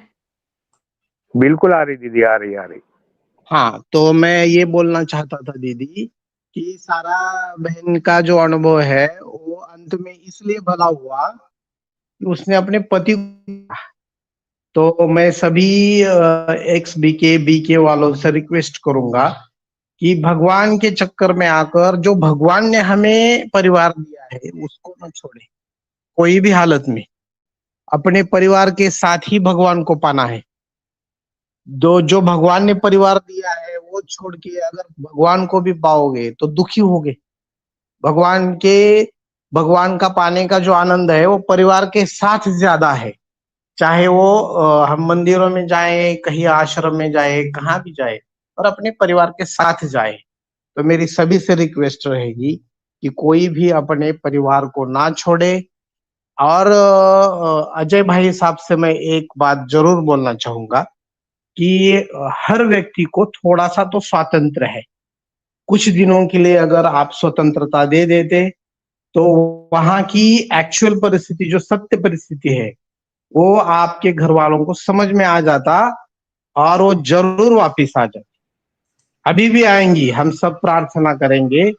आप भी पॉजिटिव थिंकिंग करें कि वो जरूर आपसे मिलने आएंगे। आपका परिवार भी फिर से अच्छी तरह से खुशहाल रीति से रहने लगेगा। ये हमारी प्रार्थना है भगवान से। बाला साहब जी, आपका बहुत धन्यवाद कि आपने एक अच्छी बात कही कि जो परिवार है उसको नहीं छोड़ा उसने, अपने हस्बैंड को, और उससे संवाद उसका अच्छा हो गया और इस वजह से वो बच गई। और उसने दिमाग में ये आने लगा कि भाई ये लोग जब पीठ पीछे जो है जो बोलते हैं उस उन व्यवहार पर ये खुद ही आचरण नहीं करते। मतलब वो पीठ पीछे बाकी दो विमेन की बुराई कर रहा था माइक, तो उसको इस बात से लगा कि यही लोग खुद ही अशुद्ध हैं। तो और दूसरी बात, जैसे अजय जी ने बोली थी कि उसको मुरलियां ज्यादा समझ भी नहीं आई थी, तो अगर वो गहराई में बहुत चली जाती मुरली के तो शायद वो पूरी तरह से ब्रेन वॉश हो जाती। और ये वाली बात भी सही है उत्तम जी के कि इनसे जुड़े रहो तो ये कुछ न कुछ जो है अपना चक्कर लगाए रखते हैं, तो इनकी मुरलियां भी मत सुनो। हिमांशु शर्मा जी आते थे हमारे चैनल पे और वो कहने लगे कि भाई कहीं से भी हम सुनते हैं, अगर बुराई क्या है सुनने में, मैं मुरलियां सुन लेता हूँ। पर ये लोग सब मिश्रित ज्ञान देते हैं, तो आपको क्या पता कि क्या चीज सही है कि क्या, आपका तो खुद का नॉलेज ही कंफ्यूज हो जाएगा। गलत जगह से नॉलेज लेना ही क्यों। दीदी मैं बालाजी भाई साहब से कुछ बोलना चाहूंगा कि इन्होंने मेरे हाँ लिए जी, हाँ जी। ब्लेसिंग बहुत बहुत अच्छा किया। लेकिन बाला भाई साहब आपको एक चीज बता दूं, हर घर की परिस्थितियां एक जैसी नहीं होती हैं, क्योंकि ये लोग सारे परिवार को जोड़ते हैं और हमारे सारे परिवार में लेके उनकी मदर, भाई, सिस्टर, दादी, माँ सब जुड़े हुए हैं। ये लोग परिवार क्यों जोड़ते हैं कि ये इससे निकल ना पाए, और अगर एक निकले तो उसको 6 संभाल के रखें। ये इनकी सबसे बड़ी और ट्रेजेडी और धारणा इनकी बहुत तेज है। आपका परिवार, आपकी वाइफ और बच्चे जुड़े थे और आप लोग के इसमें कोई नहीं था, इसलिए वो चीज संभव हो गई। और मैं इसको मानता भी हूँ कि आप जो बोल रहे हैं सही चीज है। लेकिन वो जब घर छोड़ के अपने पति का गई थी तो वो 2 साल या 3 साल जो भी अलग रही हो तो उसको वो अनुभव हो गया, क्योंकि वो अकेले रही इसलिए वो वापस आ गई। अगर उसका परिवार में और भी लोग सम्मिलित होते और मूल्य का ज्ञान उसको हो जाता तो बालाजी मैं इसको गारंटी लेता हूँ कि वो चीज वापस नहीं आती। इसमें इनको रॉबर्ट बना दिया जाता है। जब इनके दिमाग में सारी चीजें वो डाल दी जाती हैं तो बहुत अंदर तक घुसा दिया जाता है, तो उनको निकलना असंभव हो जाता है। अगर मैं भी 2 साल से घर से बाहर हूँ बीवी बच्चों से, 2 साल में ना कोई फोन, ना कोई मैं करता हूँ ना वो करते हैं, कोई संभव नहीं है, कोई आचरण नहीं है। तो आपकी ब्लेसिंग के लिए मैं आपका शुक्रिया अदा करता हूँ, लेकिन ये हर आदमी पे संभव नहीं होता बालाजी, इस चीज को आप मानिए। अच्छा जी, एक बात बोलूं दीदी। जी जी अवश्य बोलिए। हम जब बहुत सालों से जाते हैं ना सेंटर पे, मुरली जो बहन सुनाती है उस मुरली का 10% भी उसके वर्तन में नहीं होता। वो बिहेवियर जो है मुरली संदली पे बैठ पे अलग सुनाती है वो, और जब क्लास हो जाता है और नीचे जब आती है सेंटर पे तो उसका बर्ताव बहुत ही बदल जाता है। ये सभी को अनुभव हो जाता है। 100 में से 90% बहने सिस्टर जो है टीचर, वो सब मुरली का ज्ञान अलग और इनका बर्ताव अलग है। इतना अलग है कि जो कॉमन आज सामान्य लोगों का जो बर्ताव होना चाहिए उससे भी बहुत बदतर होता है, एक बात क्योंकि बताइए सब बाला सब साहब जी, आपने बिल्कुल सत्य बोला है, लेकिन जब संस्थापक का ही व्यवहार, जिसने मुरलियां जहां से निकली हैं, जब उसका ही व्यवहार उसके अनुरूप नहीं है, तो बेचारी दीदी दादियों का क्या दोष है। वो तो बहुत बाद में आई है, जब जो संस्थापक है उसी ने व्यवहार का पालन नहीं किया जो उसने दूसरों को प्रवचन दिया। जी प्रीति जी, जो हाँ इनकी जी, जो एक मिनट भाई साहब, हाँ बोलिए। एक ही मिनट में खत्म कर दूंगा।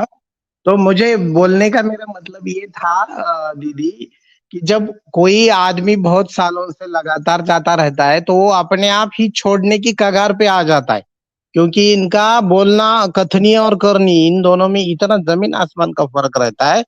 और दूसरी बात ये सारा दीदी की हमने उनके एक्सपीरियंस में सुन लिया कि वो गुलाम बनाते हैं, और बहुत से व्यक्ति ऐसे होते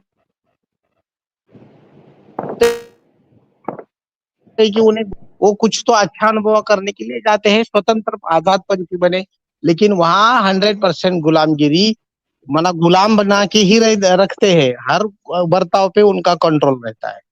बस इतना ही कहना था, बोलिए आगे भाई साहब। हाँ, क्या कहते हैं कि भाई साहब मैं एक बात और बोलूंगा शायद जो उत्तम जी भी इस कुछ बोलना चाहते थे बीच में। दीदी, सिर्फ 1 मिनट फिर भूल जाऊंगा कि बाला भाई साहब, जब इनके अभी इनको देखो कि हर चीज ये वो चीज जो हम लोग स्टीम में बोलते हैं वो चीज ये कर रहे हैं, वो हर चीज का ये करना शुरू कर दिया जो हम यहाँ पे उनके लिए बोलते हैं। जब इनको बोला गया कि आप वो प्रीति जी का स्टीम मत देखिए, तो ये गुलामी तो है। इसी चीज से अनुभव करिए कि ये लोग क्यों नहीं अब देखते हैं, क्यों नहीं अब इसको इतना देखते हैं, क्यों नहीं इतना सब्सक्राइब होता है। तो वो चीजें भी देखिए ना कि ये गुलाम बने हैं। हो सकता है कि आपकी किस्मत अच्छी हो, आपके भाग्य अच्छे हो, आपने भगवान का खुले दिल से किया हो और वो भगवान आपको बाहर आके परिवार के साथ में मिले। लेकिन हर आदमी को ये गुलाम मुरली के ही द्वारा बनाते हैं और उसी से ही बोल के ये सब चीजें उसके में पाबंदी लगाते हैं और ये लोग उसको मानते हैं। तो वो भी चीज कारण बनती है। हर चीज का विश्लेषण अच्छी तरह से किया जाए तो आदमी को समझ में आता है और वही चीज ये लोग विश्लेषण करके मुरली के थ्रू जब बताते हैं तो उनको वो चीजें समझ में आती हैं, क्योंकि ब्रेन वॉश हो रखा है। ये रॉबोट बना दिए जाते हैं, क्योंकि आप बीच में निकले, आप फिर उसमें गए और आपकी वाइफ और आप गए तो दोनों के अनुभव और दोनों के विचार में सहमति थी कि आप अगर डूब रहे हैं तो उन्होंने हाथ पकड़ा, वो डूब रहे हैं तो आपने हाथ पकड़ा, जिसका कि मैं आपका आदर करता हूं कि दोनों ने संभल के और समझ विचार से किया। लेकिन हर आदमी एक जैसा नहीं है कि दोनों लोग उसमें चला जाए, तो उसका अंतर पड़ता है, हम्म। चाहे हस्बैंड जाए चाहे वाइफ जाए। जी बिल्कुल सत्य बोला। उत्तम जी आप क्या बोलेंगे? जी, कोई भी संस्था में या कल्ट में या फिर पंथ में आप जाते हैं तो सबसे पहले उसके संस्थापक को देखना पड़ता है। यहाँ पे तो इनका जो लेखराज था, लेखराज मियाँ, वो उनको पूरा एक्सपोज कर दिया हुआ है। पूरी उनकी काली करतूतें जो है वो सामने ला चुके हैं। तो उनके जो फॉलोअर तो अभी नहीं रहा, अभी वो सूक्ष्म में अपना काम कर रहा है, सूक्ष्मवासी हो गया है। जो बोलते हैं सूक्ष्म वतन, तो वहां से वो उसकी आत्मा अभी भी यहाँ पे जो है सूक्ष्म में कार्य कर रही है, जो बहुत ही गंदा और बहुत ही गलत काम कर रही है। लेकिन इनके जो वरिष्ठ है वो उनको आगे बढ़ा रहे हैं। उनके वरिष्ठ के द्वारा फिर इनके मधुवन चलता है, उनके मधुवन के द्वारा फिर इनका सेंटर चलता है। उनका लेखराज जो था, जो इनका स्थापक, वही इतना गंदा था, तो फिर इनके वरिष्ठ की बात या फिर इनके सेंटर की या इनकी टीचर की तो बात ही नहीं हो पाती। जहाँ पे जड़ ही गलत है वहां पे दूसरों की तो क्या बात करें। तो यहाँ पे भी अपनी जो भी सेंटर में चलता है, जो मुरली है उसने भी काफी मिलावट कर दी है। इनके ज्ञान में पूरा चेंज हो चुका है, गड़बड़ हो चुका है, कोर्स पूरा चेंज हो चुका है। तो इनकी जो दीदियां रहती है वो समझ भी नहीं पाती। मतलब अभी की जो मुरलियां चल रही है, जो 5 साल में रिपीट होते हैं, उतनी हाई लेवल की होती है, उसमें इतने कठिन कठिन शब्द होते हैं, तो वो खुद भी नहीं समझती, वो खुद उबासी लेती है। तो उनको खुद समझ में नहीं आता, वो तो वो उनकी तो करने और बताएंगे करने में कि तो वो अंतर होगा ही। बीच में से उठ के चली जाती हैं दादियां, वहां से उठ के चली जाती हैं।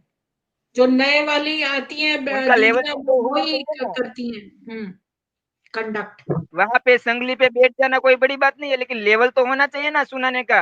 खुद उतना अपना आचरण हो या फिर खुद वो चीजें सब समझी हो, अपने लाइफ में अप्लाई किया हो, तब जाके कोई बोल सकता है। लेकिन इनको तो बस बैठा बिठाया मिल गया है, और बैठे बिठाए बस उनको तो जो भी मिल रहा है मधुवन से वो अपने परोसना है। फिर उनको उसमें इंटरेस्ट हो या ना हो, उनको तो बस अपना सेंटर चलाना है या मधुवन चलाना है, कुछ भी चलाना है। कुछ भी करके लोगों को बस विटामिन एम के लिए कुछ भी गलत चीजें भी करनी पड़ती, तो वो लोग पीछे नहीं हटते, कुछ भी करने के लिए तैयार रहते हैं, सेंटर वाले और मधुवन वाले।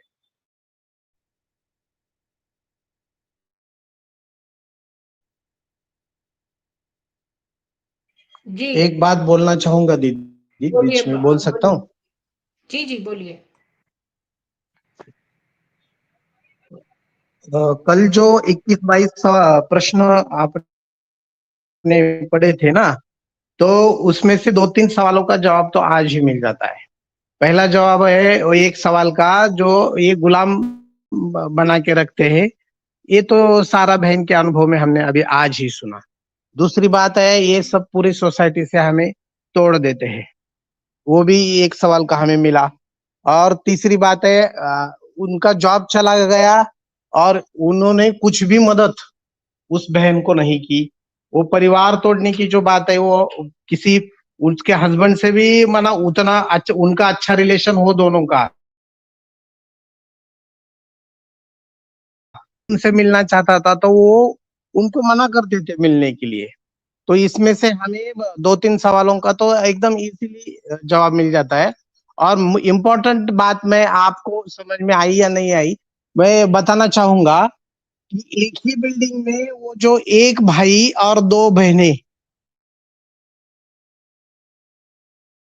कैसे क्या एक साथ रह सकते हैं, वो स्पेन हो या कोई अमेरिका हो या भारत भी हो, ये बीके में अलाउ ही नहीं है कि जहां बहनें रहती वहां भाई भी रहे। और वो रात को क्या कर रहे होंगे और कहाँ गया वो ब्रह्मचर्य और प्यूरिटी की बातें करते हैं ढोल बजा बजा के, तो कहाँ हो गई वो प्यूरिटी की ऑब्जेक्शन कोई भी ले सकता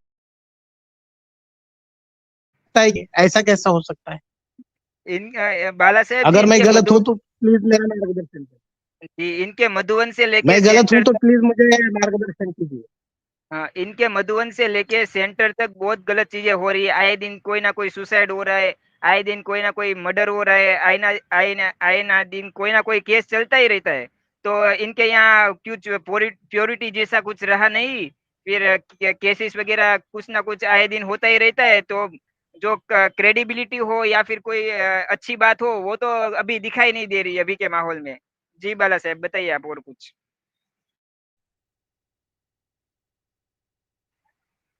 हाँ, नहीं, बोलते मेरा रहिए आप सवाल बाला। ये था, हेलो, मेरा हाँ हाँ, सवाल ये था कि एक भाई भाई और दो बहनें एक ही बिल्डिंग में एक ही जगह कैसे रह सकते हैं? ये रूल्स के खिलाफ है बीके के। फिर इनके भी जो, वो ब्रह्मचर्य और प्यूरिटी का बड़ा हाँ, इनके जो डंका लेखराज, बजाते उनके हैं। जो लेखराज थे ना, हाँ, उन्होंने नियम बनाया था कि मैं किसी के साथ भी कुछ भी कर सकता हूँ, लेकिन जो इनके जो मेल जो है, जो भाई भाई वगैरह है, उनको किसी साथ में नहीं रहना।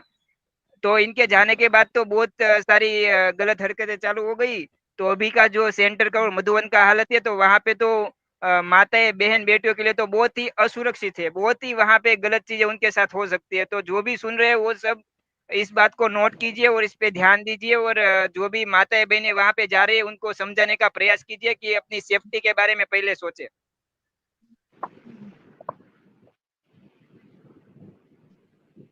भाई साहब, मुझे मेरा ये सवाल था कि अपने स्ट्रीम पर जो भी बीके वाले आते हैं बीच बीच में कमेंट करते हैं, उनमें उतनी तो हिम्मत नहीं है कि स्ट्रीम पे पैनल पे आके बात करे।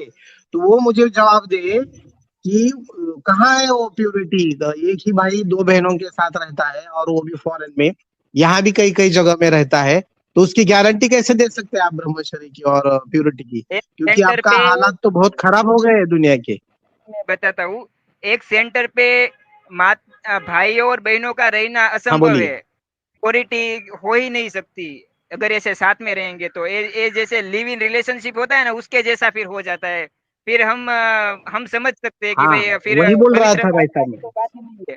और यहाँ पे जो भी कमेंट करते हैं, ठीक तो है, जो बीके वाले, वो पहले बीच में कुछ लोग जुड़े थे, लेकिन उन्होंने उनका बुद्धि का पूरा प्रदर्शन हो गया। वो उनकी बिना लॉजिक की सिर पैर की बातें जो है ना, वो सबके सामने आ गए। तो बचाने के चक्कर में, अपना जो कल्ट है उसको थोड़ा बहुत बचाने के चक्कर में पूरा एक्सपोज करके चले गए। तो अभी तो किसी की हिम्मत नहीं हो पा रही है झूठने की, काफी टाइम से कोई भी झूठ नहीं रहा है। तो अभी इनका पूरा एक्सपोज हो चुका है, तो अभी कोई झूठने की कोशिश भी नहीं कर रहा है, सिर्फ आके कमेंट में वो बकवास कर रहे हैं। फिर वो कमेंट में अगर बकवास करते हैं तो हम तैयार है उनके कमेंट का मैं जवाब भी देने एक के बात लिए। कहना चाहती हूँ, लेखू के 5 बच्चे नहीं थे, 6 थे। इसका मतलब आप लोग जो है आपने जो मेरी मूवी है डॉक्यूमेंट्री वो देखी नहीं है, दिनेश जी। आप दीदी पकड़े मान गए, आपने डॉक्यूमेंट्री नहीं देखी है, प्लीज देखिए दोबारा जाके। दीदी मैंने शुरू में ही बोला था कि इसके 6 बच्चे हैं। हम्म। और आपने वो चीज को, ये लोग आज भी 5 ही बोलते हैं। बहुत हाँ। ब्रह्म कुमार जो एक्स ब्रह्म कुमार निकले वो भी 5 ही बोलते हैं, वो 6 हम्म। ही है। जी, मैंने उनके बर्थ डेट और सब कुछ बताया है मूवी में। एक बात वो पूछ 18 सकता हूँ दीदी? सबकी फोटोज भी हैं उसमें। जिनके जो कल्ट में जुड़े हुए होते हैं ना, उन लोगों को थोड़ी बहुत वहाँ की बुक या फिर थोड़ी बहुत स्टोरी समझाई होती है, वही उनके दिमाग में रहता है। यहाँ पे अगर हम प्रूफ के बारे में कुछ बताए या प्रूफ देख के बताएंगे तो भी उनको मूवी देखनी नहीं है। तो जो भी ऐसा सोचते हैं या पूरी माहिती नहीं है, वो पूरी मूवी देखे फिर कुछ कुछ भी कमेंट करे तो अच्छा रहेगा उनके नॉलेज के लिए। हाँ दीदी, इन्होंने क्या इसलिए 5 बोलते हैं कि इन्होंने जो सूर्या थी लास्ट की, उसको जब इन्होंने अभी निकाला है, तब उसके लोगों को समझ में आया कि सूर्या छठे कहाँ से आए। मुझे नहीं पता, पर ये लोग बोलते हैं 5, पता नहीं क्यों। एक और बात बताती हूँ। दीदी, बोलिए बोलिए बाला साहब जी। एक सवाल मैंने आपको ईमेल पे भेजा था, वो मिल गया आपको? वो आत्मा के शरीर में कहाँ वास्तव है, ऐसे पूछा था। अच्छा, वो बाला साहब जी, मैं बताऊं एक बात। वैसे तो अगर आप गूगल करेंगे तो आपको बोलेंगे माइक्रोट्यूब्यूल्स हैं और सहस्रार चक्र में और वो सब। लेकिन मैं आपको ट्रूली बताऊं कि गले के अंदर एक हड्डी होती है, उसके अंदर आत्मा स्थित होती है। जब मेरे फादर जो है, उन्होंने पहले से ही बता दिया था कि इस समय वो अपने प्राण मतलब छोड़ेंगे। वो बल्कि मुझसे पूछ रहे थे कि मैं किस समय मैं फ्री हूँ जब वो अपने प्राण छोड़े, तो मैं रोने लगी। तो मैं कहने लगे मैं तुमको देखूंगा अवश्य। एक सेकेंड।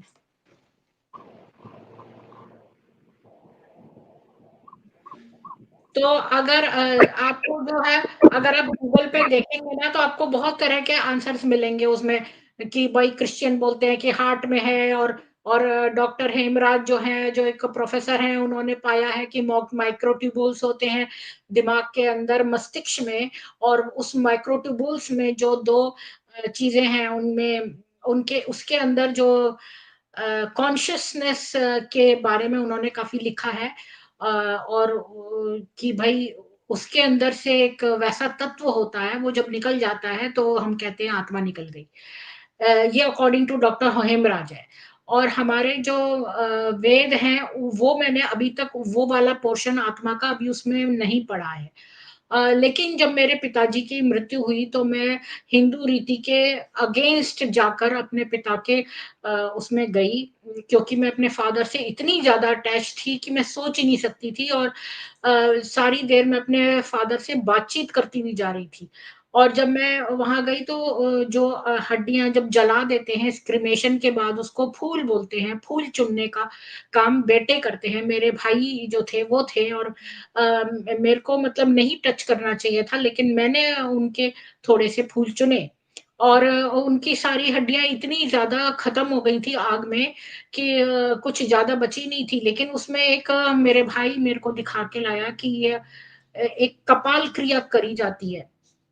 उसमें क्या है कि जो सिर है, उसको एक डंडा लेते हैं, उसको ठंडा करते हैं, बहुत ठंडा। और जब गर्म चिता होती है, उसमें बीच में डंडा लगा के मस्तिष्क में रखते हैं। तो उससे क्या है कि खोपड़ी फट जाती है, उससे लोग कपाल क्रिया कहते हैं, कपाल क्रिया नहीं कर पाते हैं। मतलब कई लोग क्या करते हैं कि तंत्र मंत्र करके खोपड़ी लाकर उस पर करते हैं, क्रियाएं करते हैं। तो उससे बचने के लिए ये चीज करी जाती है, ताकि खोपड़ी टूट जाए और कोई कपाल क्रिया उसमें ना कर पाए। तो मेरा भाई जो है वो रोते हुए उसने ये कार्य किया था। और मेरे को तब ये मैंने खुद से एक्सपीरियंस किया है खड़े होकर। और शमशान घाट में मैं गई थी, सब लोगों ने मुझे मना किया था, फिर भी मैं वहां गई और मैंने सब ये काम करे। और इसके बाद पंडित जी ने मेरे भाई को बताया होगा, मेरे भाई ने मुझे एक हड्डी दिखाई जो गले में स्थित थी, जो आत्मा का स्थान कहा जाता है। और उसने एक नाम बताया मुझे, जो कि उस हड्डी का नाम है, और वो आत्मा का स्थान बताई। वो हड्डी भी मेरे दिमाग में अभी तक वो चित्र से अंकित है कि किस तरह की वो हड्डी है, छोटी सी। उसमें तो तब मुझे इन सब चीजों के बारे में नहीं पता था। मैंने कहा अच्छा, आत्मा यहाँ पे रहती है। मुझे अभी तक याद है, मैं अपने भाई से ये बोली और उसने कहा पंडित जी ने ये बोला है। तो आत्मा यहाँ रहती है गले में। अब अगर आप इसे गूगल करेंगे तो सबको ही बोलेंगे कि मस्तिष्क में रहती है, मस्तिष्क में रहती है, और ब्रह्म कुमारी वाले बोलते हैं कि भाई यहाँ आज्ञा चक्र में रहती है। तो मैं आपको बता दूं कि नहीं, गले में एक हड्डी है, उसमें रहती है। अब मैं ओके वेदों जी। में, अब सुनिए बाला साहब जी, 1 मिनट उत्तम जी। जी तो बाला साहब जी, अब जब वेदों में आएगा जिक्र, जब मैं पढ़ूंगी, अभी मैंने पूरे वेद नहीं पढ़े हैं, तो मैं आपको अवश्य लिख दूंगी और अपडेट कर दूंगी कि मैंने वेदों में क्या पाया है। तो ये थी बात जरूर जरूर। इसकी। जी हाँ प्रीति जी, जी। जैसे इन्होंने बाला साहब ने क्वेश्चन पूछा कि आत्मा कहाँ पे रहती है, मैं थोड़े अपने विचार रखना चाहता हूँ। जैसे ब्रह्म नहीं, कुमारी वाले बाला बोलते हैं साहब जी, कि आपने 1 मिनट, 1 मिनट उत्तम जी, बाला साहब जी, आप क्या उत्तम जी से पूछना चाहते हैं ये वाली बात? नहीं तो वो क्या हो जाएगा फिर, सब्जेक्ट जो विषय है हमारा आज का वो फिर डाइवर्ट हो जाएगा। इस बारे में उत्तम जी मैं आपको पर्सनली फोन करूंगा या फिर ईमेल भेजूंगा आपके इस पे, ठीक है? ओके मेरा नाराज मत होइए। ठीक है ठीक है। ओके ओके ओके ओके भाई। ठीक। जी। तो मतलब बाला साहब जी ने मुझे ईमेल करा था, लेकिन मैं उनको वैसे ही जवाब नहीं देना चाहती थी। और गूगल आप करेंगे तो आपको बहुत जगह, देखिए गूगल पर आप डिपेंडेंट मत होइए। मैं आपको एक एग्जांपल बताती हूँ कि गूगल कहता है कि एक मंत्र है, जो एक मंत्र जो हम हाथ, जब हम सुबह उठते हैं तो हम सुबह उठते ही अपनी हथेलियों को देख के 3 मंत्र पढ़ते हैं। तो उसमें जो लक्ष्मी, सरस्वती और पार्वती का कराग्रे होता वस्ते है ना? लक्ष्मी करमूले सुनो, सरस्वती सुनिए, कर हाँ मध्य हाँ, तो कर गोविंदे बोले, वही प्रदाते वाला, वही प्रदाते वाला, नमः। वही वाला, रुकिए। तो उसमें ना लास्ट वाला, अगर आप गूगल करेंगे तो लास्ट वाला मंत्र तीसरा, वो कृष्ण जी को बताता है। सारे गूगल में ये लिखा हुआ है और सारा गूगल गलत है, क्योंकि वो पार्वती पे है तीसरा मंत्र। तो ये गूगल जो है वो जी कभी कभी रॉन्ग इंफॉर्मेशन, और लोग क्या करते हैं, गूगल के एक जगह से कॉपी पेस्ट करके दूसरे साइट पर भी वही वही इंफॉर्मेशन है, फिर तीसरे साइट पे देखेंगे उसमें भी वही इंफॉर्मेशन है। तो इस तरह एक जगह से 100 जगहों पर कॉपी पेस्टेड है वो इंफॉर्मेशन, तो वो सारी गलत है। जी। अब आज वापस सारा पे आते हैं, तो एंड करते हैं स्ट्रीम का। तो एंड में आप कुछ बोलना चाहेंगे? अजय जी से स्टार्ट करती हूँ। आज के सारा के अनुभव से हमने क्या चीज सीखी है?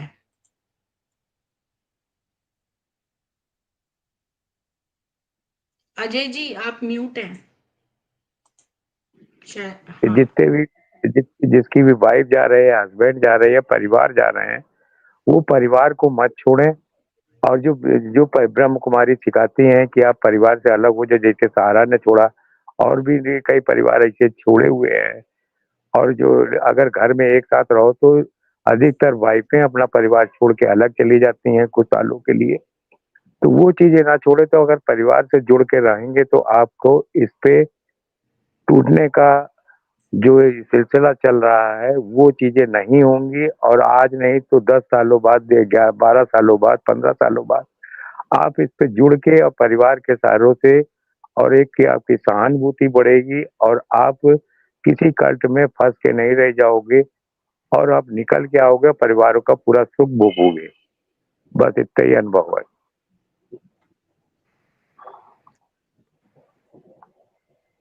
जी। जी बाला साहब जी बोलिए। अंत में ये यही कहना चाहूंगा कि थोड़ा सा डीपली अगर हम बीकेज वालों को ऑब्जर्व करेंगे तो 100 में से 90% बहनें एकदम उनकी कथनी और करनी अलग है। जैसे सारा बहन को अनुभव हुआ कि वो भाई पीठ पीछे वो 2 बहनों का निंदा करता था। तो ऐसा ही बर्ताव है, कथनी अलग और करनी अलग, एकदम उनका बर्ताव ज्ञान के विपरीत होता है। तो अपना परिवार को पहली पहली प्रायोरिटी देनी चाहिए। अगर कोई बात हमारा परिवार तोड़ती है तो वो गलत है। और दूसरी बात, मैं अभी फिलहाल प्रेमानंद महाराज को फॉलो करता हूँ, उनकी एडवर्टाइज नहीं कर रहा हूँ, पर मैं बताना चाहूंगा कि वो कहते हैं कोई भी किसी भी धर्म पंथ या कोई भी कल्ट में अगर पैसों का डिमांड होता है तो वो एकदम 100% गलत है। तो यहाँ तो पैसों के सिवाय कुछ भी नहीं चलता दीदी। पैसों का डिमांड इतना होता है, और अगर पैसे आप नहीं देते हो तो आप यूजलेस हो जाते हो उनके लिए, और वो आपको बाहर निकाल देते हैं। तो जहां भी पैसों का लेन देन है वो 100% गलत होता है। ये हमारे महाराज जी भी बताते हैं। आप भी वहां जाकर अनुभव कीजिए, जो भी पैसे देते हैं वो पैसे देना बंद कीजिए, तो आपको 5-6 महीने में आपको अपनी असली वैल्यू पता चलेगी। ओके, धन्यवाद, आपने बहुत बहुत अच्छा कहा बाला समय साहब सुना। जी, ये तो बहुत अच्छा आपने कहा। उत्तम जी, आप क्या बोलेंगे? जी प्रीति जी, यहाँ पे क्या होता है ब्रह्म कुमारी कल्ट में कि वहाँ पे जो भी लोग जुड़ते हैं उनको पहले से बताया जाता है परमात्मा, शिव बाबा वगैरह वगैरह, लेकिन पहले से लेके लास्ट तक इनके यहाँ कोई भी ईश्वर तो है नहीं, परमात्मा वगैरह को कुछ है नहीं, उनको कुछ नॉलेज तो है नहीं जो आपको पूरा सच्चा परमात्मा का परिचय दे पाए। और फिर इनको पैसे कमाने के लिए फिर वो बाबा मिलन कर रहे हैं जो आने वाले टाइम में भी चलेगा थोड़े महीनों तक। तो वहां पे जाने की कोई भी जरूरत नहीं है। बाबा मिलन जो है वो आप लोगों को बेवकूफ बनाने का धंधा है। वहां पे आप जाते हैं तो वहां पे उनको उतना उनका बिजनेस है, उनको पैसे मिलते हैं इसलिए वो आपको बुलाते हैं और आपसे पैसे लिए जाते हैं। और लोगों को इमोशनल वहां पे जो मेडिटेशन होता है रेड लाइट में, वो लोगों को प्रभावित करके फिर उल्टी सीधी वो अपने मोटिवेशनल स्पीकर के द्वारा बातें सुनाते हैं, या फिर आपको जो उनकी रिपीटेड जो दीदी गुलजार थी उनके द्वारा जो बातें बनाते हैं वो बना के आपको मैनिपुलेट कर रहे हैं। वो आपको भावना से और पैसों से लूटने का काम कर रहे हैं। तो इनके यहाँ कोई परमात्मा है नहीं, किसी को कुछ भी वहां पे जाने की जरूरत है नहीं। अगर आपको लगता है बीके वालों को भी है तो यहाँ पे आके आप प्रूव कर दीजिए, या फिर मेरे को पर्सनली में मेल कर दीजिए। ठीक है, अगर आप नहीं बताना चाहते तो मुझे मेल कर दीजिए, मैं बता दूंगा आपके तरफ से पक्ष। अगर आप में कुछ भी हिम्मत या सच्चाई है तो आप बताइए हमको। जी, उत्तम जी, बहुत अच्छा बोला आपने। तो हमने सारा जी से एक चीज सीखी कि सारा जी मुरलियों में ज्यादा नहीं घुसी, इसीलिए वो बच पाई, और दूसरे वो उसका हस्बैंड से पूरी तरह से संवाद दोबारा से शुरू हो गया। तो ये वाली बात बहुत सही बोली कि उन्होंने अपने परिवार का पूरी तरह से त्याग नहीं किया, जिससे उनके पास एक जगह सेफ रही। एक इंग्लिश में कहावत है, डोंट बर्न द ब्रिजेस। तो हमें किसी भी ब्रिज पर वापस जाना पड़ सकता है। कई लोग बोलते हैं अपने पुराने एम्प्लॉयर की बुराई मत करिए नए एम्प्लॉयर से। तो ये वाली बात रिलेशनशिप में भी ट्रू है। अगर आप ऐसी जगहों पर अपने हस्बैंड को कुत्ता समझें, कम कम लोअर वाइब्रेशन का समझें, ये सब करें, तो आप एक तरह से अपना ब्रिज बर्न कर देते हैं। तो आपके पास वो जगह नहीं रहती वापस कभी इमरजेंसी में जाने के लिए।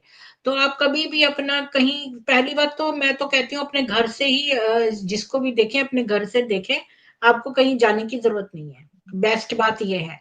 और दूसरे मिश्रित ज्ञान, अगर आपको एक चीज समझ में आ गई कि भाई इनका एक चीज गलत है, तो फिर इनका क्या क्या गलत है, इन बहुत कुछ गलत हो सकता है जिसके बारे में आपको नहीं पता होगा। तो अपने आप को ऐसी मिश्रित नॉलेज से दूर रखें, क्योंकि सुनने में अच्छी लगने वाली नॉलेज जरूरी नहीं है कि वो ट्रू भी हो। तो इसलिए हम ट्रू जगह से ही लें नॉलेज शुरू से ही, वरना गलत ज्ञान एक बार आ जाता है अंदर तो फिर वो उसको मिटाने करके और दोबारा से सही चीज डालने में ज्यादा मेहनत लगती है। मैं तो यही कहूंगी। आप सभी से विनती है कि स्ट्रीम को ज्यादा से ज्यादा शेयर करिए, लाइक करिए, और जो जो है लोगों को भी इस बारे में जागरूक करिए। आपके एक प्रयास से ये डिप्रेशन में जाने वाले कितने जीवनों को आप बचा सकते हैं, आपको पता नहीं है। ये सारे लोगों के अंदर एक कॉमन सिम्टम है कि ये लोग डिप्रेशन में चले जाते हैं। अगर ये वाकई में इतनी पॉजिटिव और इतनी अच्छी ऊर्जा वाली जगह है तो वहां पर सुसाइड क्यों हो रहे हैं, इतने सारे सुसाइड क्यों हुए हैं? कभी आप दिमाग से सोचिए, आप लोग भोजन करते हैं, दिमाग रखते हैं, तो जो है इतना तो आप समझ ही सकते हैं कि क्यों हो रहे हैं सुसाइड। आप सभी को जय सनातन वैदिक हिंदू विश्व, जय श्री राम। कल फिर मिलेंगे ऋग्वेद में।